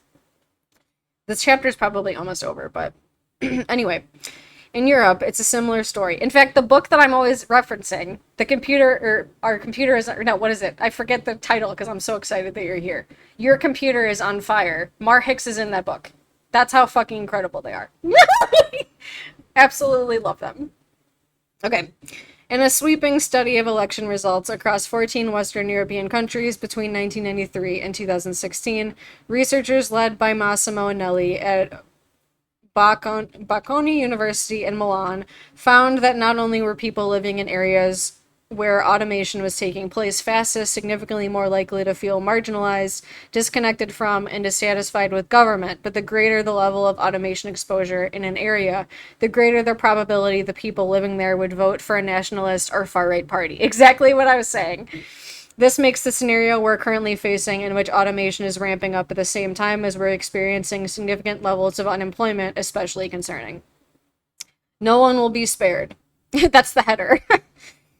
It is many of the people we've already met in this book who will be first in the line of fire when it comes to these building waves of automation. Delivery warehouse workers like Ronaldo, the millions of cashiers who will no longer be needed when more and more of us shop in staff-free Amazon Go-style stores. In the United States, nearly 3.5 million people work as cashiers. Or bakers like Eric, the right-wing populist voting Frenchman, who will soon face competition from robots like BreadBot, the recently launched robot baker that can mix, form, prove, and bake 235 loaves of bread a day. These are people who already feel disproportionately alienated and disenfranchised, many of whom are also, of course, the essential workers we also relied upon during lockdown. Also, shout out to all of the essential workers, obviously, that are now being forced to go out into the horrifically unhealthy air and work anyway because they can't afford to not. While those of us in knowledge economy jobs tend to think we'll be spared, telling ourselves there's no way a robot could possibly do what we do, it's important to realize that the story is more nuanced. Also, and this is just another, I've got so many asides tonight, but the fact that after the professor who during the early years of COVID, I think it might have been the first or second year, literally passed away.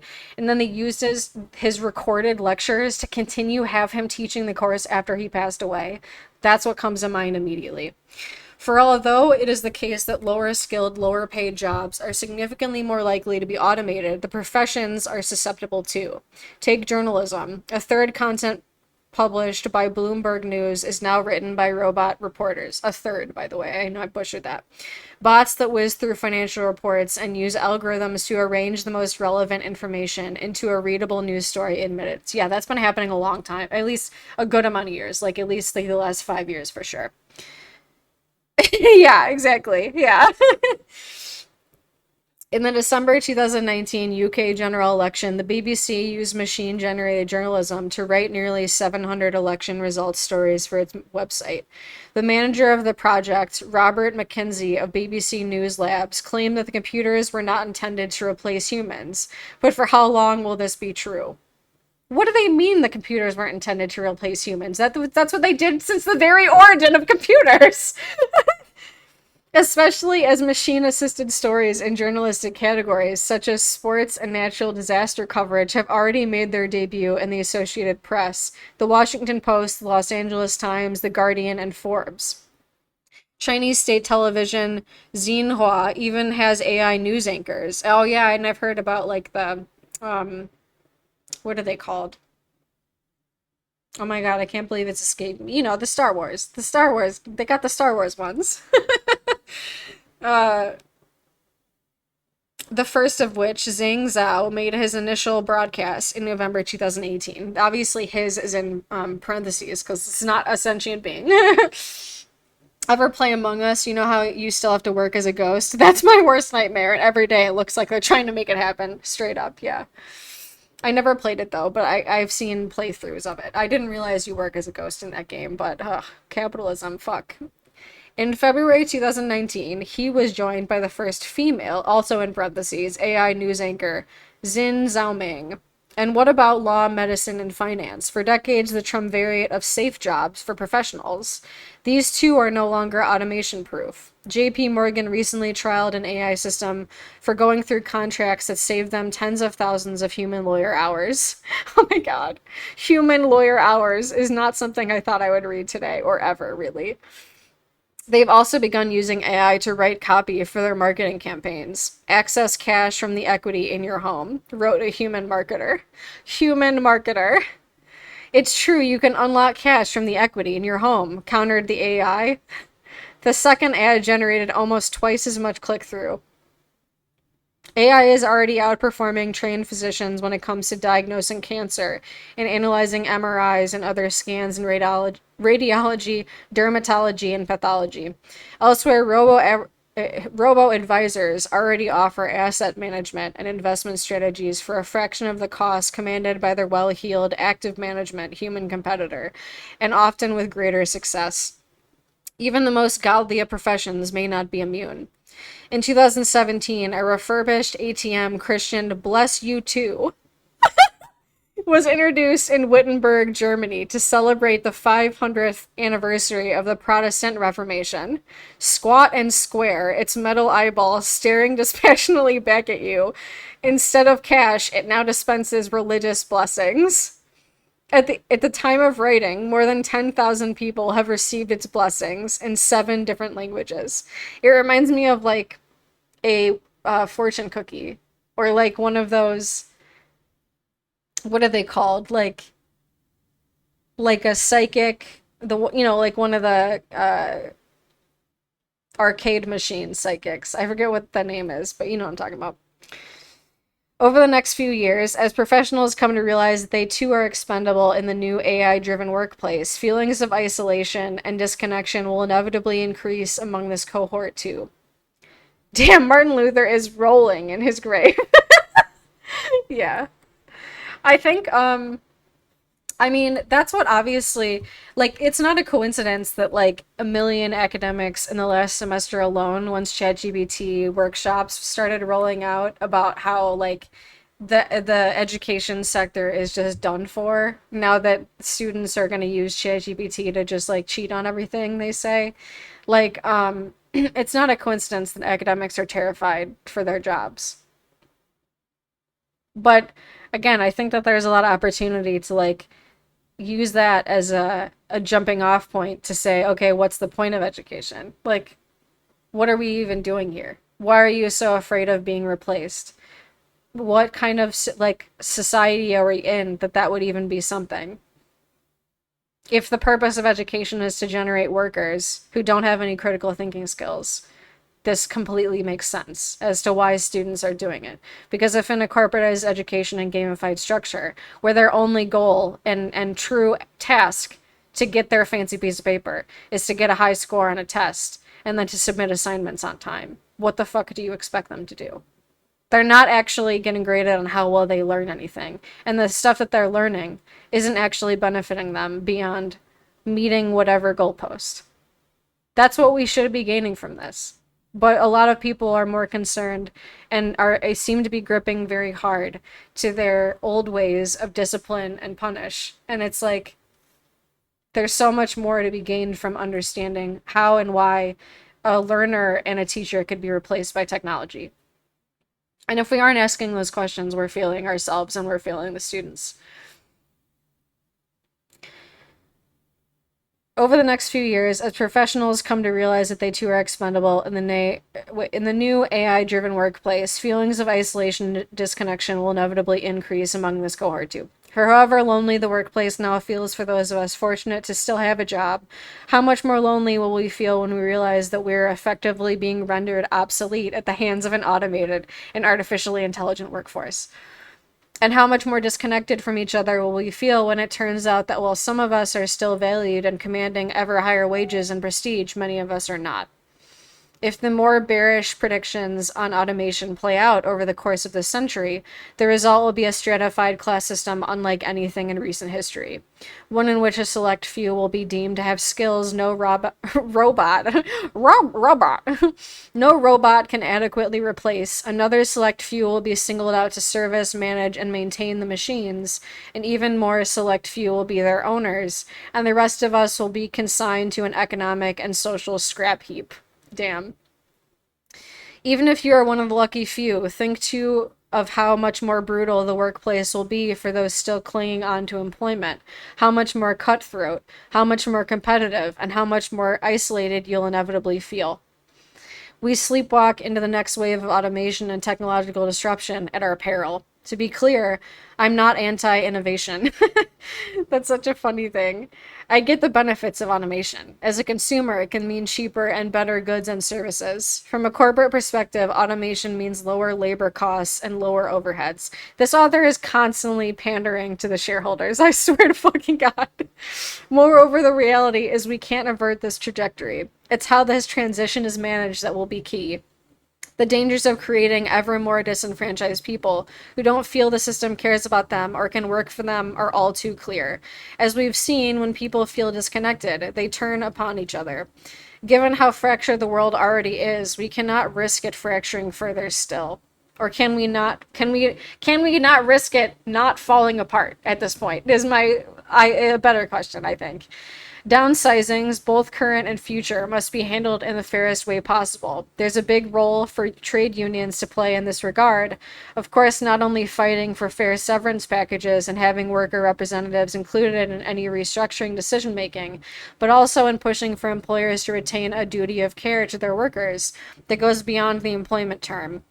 For example, employers could be entreated to pay for the reskilling and retraining of workers who lose their jobs. This may seem beyond the call of duty, yet there is a parallel here with divorce settlements, where even after separation, rights and responsibilities persist. If companies are not forthcoming, governments could legislate for such measures. Of course, if we're talking about reskilling and retraining, there's a serious question about what people should be reskilled and retrained to do. In the short and medium term, the green economy will undoubtedly provide opportunities. There may also be the option to redeploy some who've lost their jobs to care for those who are infirm, lonely, or without companions or support, given there are significant care shortages across the world. However, as we will see in the next chapter, a proportion of each of these jobs will likely be automated in the future too. More generally and more acutely, we need to radically rethink our definition of work so that people are provided with a salary as well as status, meaning, purpose, camaraderie, and support, even if their job takes a non-traditional form. Could the state pay people to carry out what up until now has been considered voluntary work? Yeah, it absolutely needs to. Or facilitate and subsidize a skills exchange platform whereby the waitress who has lost her job could trade cooking classes for private language tutoring from the immigrant who's no longer needed to flip burgers in the fast food kitchen. Although this wouldn't provide a paycheck and would therefore need to be paired with financial assistance from the government, it would provide meaning and connection. Researchers have found that even working just 8 hours a week can make a huge difference to mental health. There are no easy answers here, yet it is imperative that at the same time that we address the current surge in unemployment, we don't take our eye off the future, given how significant the turmoil of automation is likely to be. One thing governments could do right now that would both address the current situation and also enable them to play for time is to provide tax breaks for companies that continue to employ human labor. Wow. They should also consider imposing a robot tax, something Bill Gates has championed. This makes even more sense when you consider the fact that by not taxing robots as we do human labor, we're essentially subsidizing automation by making it cheaper for companies to use robots than humans, whether they're more efficient or not. To be clear, I'm not suggesting a blanket tax on any object deemed to be a robot. Its application should be more specific, such as limiting the deductions the companies can take on investments in automation or introducing the equivalent of payroll taxes for robots hired to replace human workers. Such moves would allow governments to slow the advancement of automation while at the same time enable them to build a war chest. This could be used to help fund initiatives to upskill workers from the jobs that do exist in the new economy, as well as cover the significant additional costs governments will incur if they are to provide decent levels of income support for those no longer able to find traditional paid employment. Despite its potential, the European Parliament dismissed a robot tax proposal in 2017 on the grounds that it would disadvantage European robot developers and manufacturers in the global market. Oh my god. In 2019, the UK government pushed back against a robot tax for similar reasons. And while it's true that if robot taxes are not to create competitive disadvantages to a nation, they need to be applied globally, which in an era of ever less multilateralism is obviously a huge challenge. It's also true that we put economic growth before rising social discontent at our peril. This is why in the first few streams, or I guess it was like weeks ago, probably like a month ago at this point, really, why we can't just like go gung ho with robots' rights first. Like it's just not getting to what actually needs to take precedent, which is humans having what we need to survive. In a balancing act, to be sure, but growth shouldn't be the only factor given weight here. It was South Korea, the most robotized country in the world, that imposed the first de facto robot tax when in 2018 it decreased the tax break businesses could take for investing in automation. With the world experiencing a once-in-a-generation crisis and the march of automation inevitable, we're going to need an entire menu of policy options to choose from. I guess I was wishful thinking, Freudian slipping that. But as we think through how to navigate the coming decades, what is essential is that any policy measures be grounded in a clear principle of fairness. Fairness not only of outcome, but of process too. Those most affected by the current wave of job dislocations, and those most likely to be affected by automation's second wave, must be listened to carefully and their views actively sought out as different policy paths are contemplated. If we do not want people to feel increasingly disconnected from politics and society, politicians must actively seek to include them in their decision making. Clearly, there is much that our governments and our employers can do to help reconnect society and make people feel less alone. But is there more that businesses can do? Could advances in AI and automation even be part of the solution? Oh shit. The next chapter is going to be really good, but that's where we're going to end tonight. All right. Another one chapter reading night because of all my, commentary. I appreciate y'all feeding back as it becomes relevant. The next chapter is Sex, Love, and Robots. I guess they couldn't take the same name as the show. But that one's going to be really great, and it's obviously going to be most relevant to my active research agenda. So I'm excited to see what they're going to say. Hopefully it will be insightful. I just did the thing where I click on my Roomba and then it took me somewhere far away. All right. Of course. Always happy to do it. Every Thursday as we read. I've significantly shrunk down my streaming schedule. So it's just Thursdays and Saturdays now. Because I gotta find an income to be a human. Ironically, reading about an income while struggling to do such a thing because of my 9-month contract that I thought was 12. Again, I appreciate all the folks hanging out. Again, though, it does benefit me and help me more if you hang out on Twitch because it clocks it as my viewership being higher, and I need that so that I can get affiliate status. That's the only thing I'm waiting on. So if you can, please hang out on Twitch, at least until I get affiliate, so that I can make sure that I can continue to live. I like to keep it real, so let me just do that. Yeah. All right, y'all. Thanks again for hanging out. Next chapter, like I said, I think is going to be a real good one. But that'll be it for tonight. So we'll read it on Thursday. Well, and the funny thing is I can't even, I'm not going to find a job that's going to just hire me for July. So, and I'm teaching a job. I'm already teaching an online class that just started on Monday. The problem is that the jobs that I have don't pay me in time. I have a professorship. It just isn't gonna, it's not cutting it. So apparently I need more job. Which is why. It's fucking bullshit. That's what. And I don't know. My hope is that the air becomes safe to breathe again outside, so then I can at least do the stupid little quest job that gamifies my driving. um, or ideally, I would get some sort of remote job where I can write and say the things. Like if I could just do all the things I'm doing right now and get paid enough to live and thrive, that would be ideal. Um, so if you know anything, let your NB know. But until then, thanks for hanging out. Drink some water, get some rest, have a little snack, maybe have whatever time appropriate food is appropriate for you. We all deserve better. I'll see you all soon. Saturday is horror shorts. Put that on your calendar. Or don't. Don't let me tell you how to live your life. Have a good night or day. I'll see you all soon.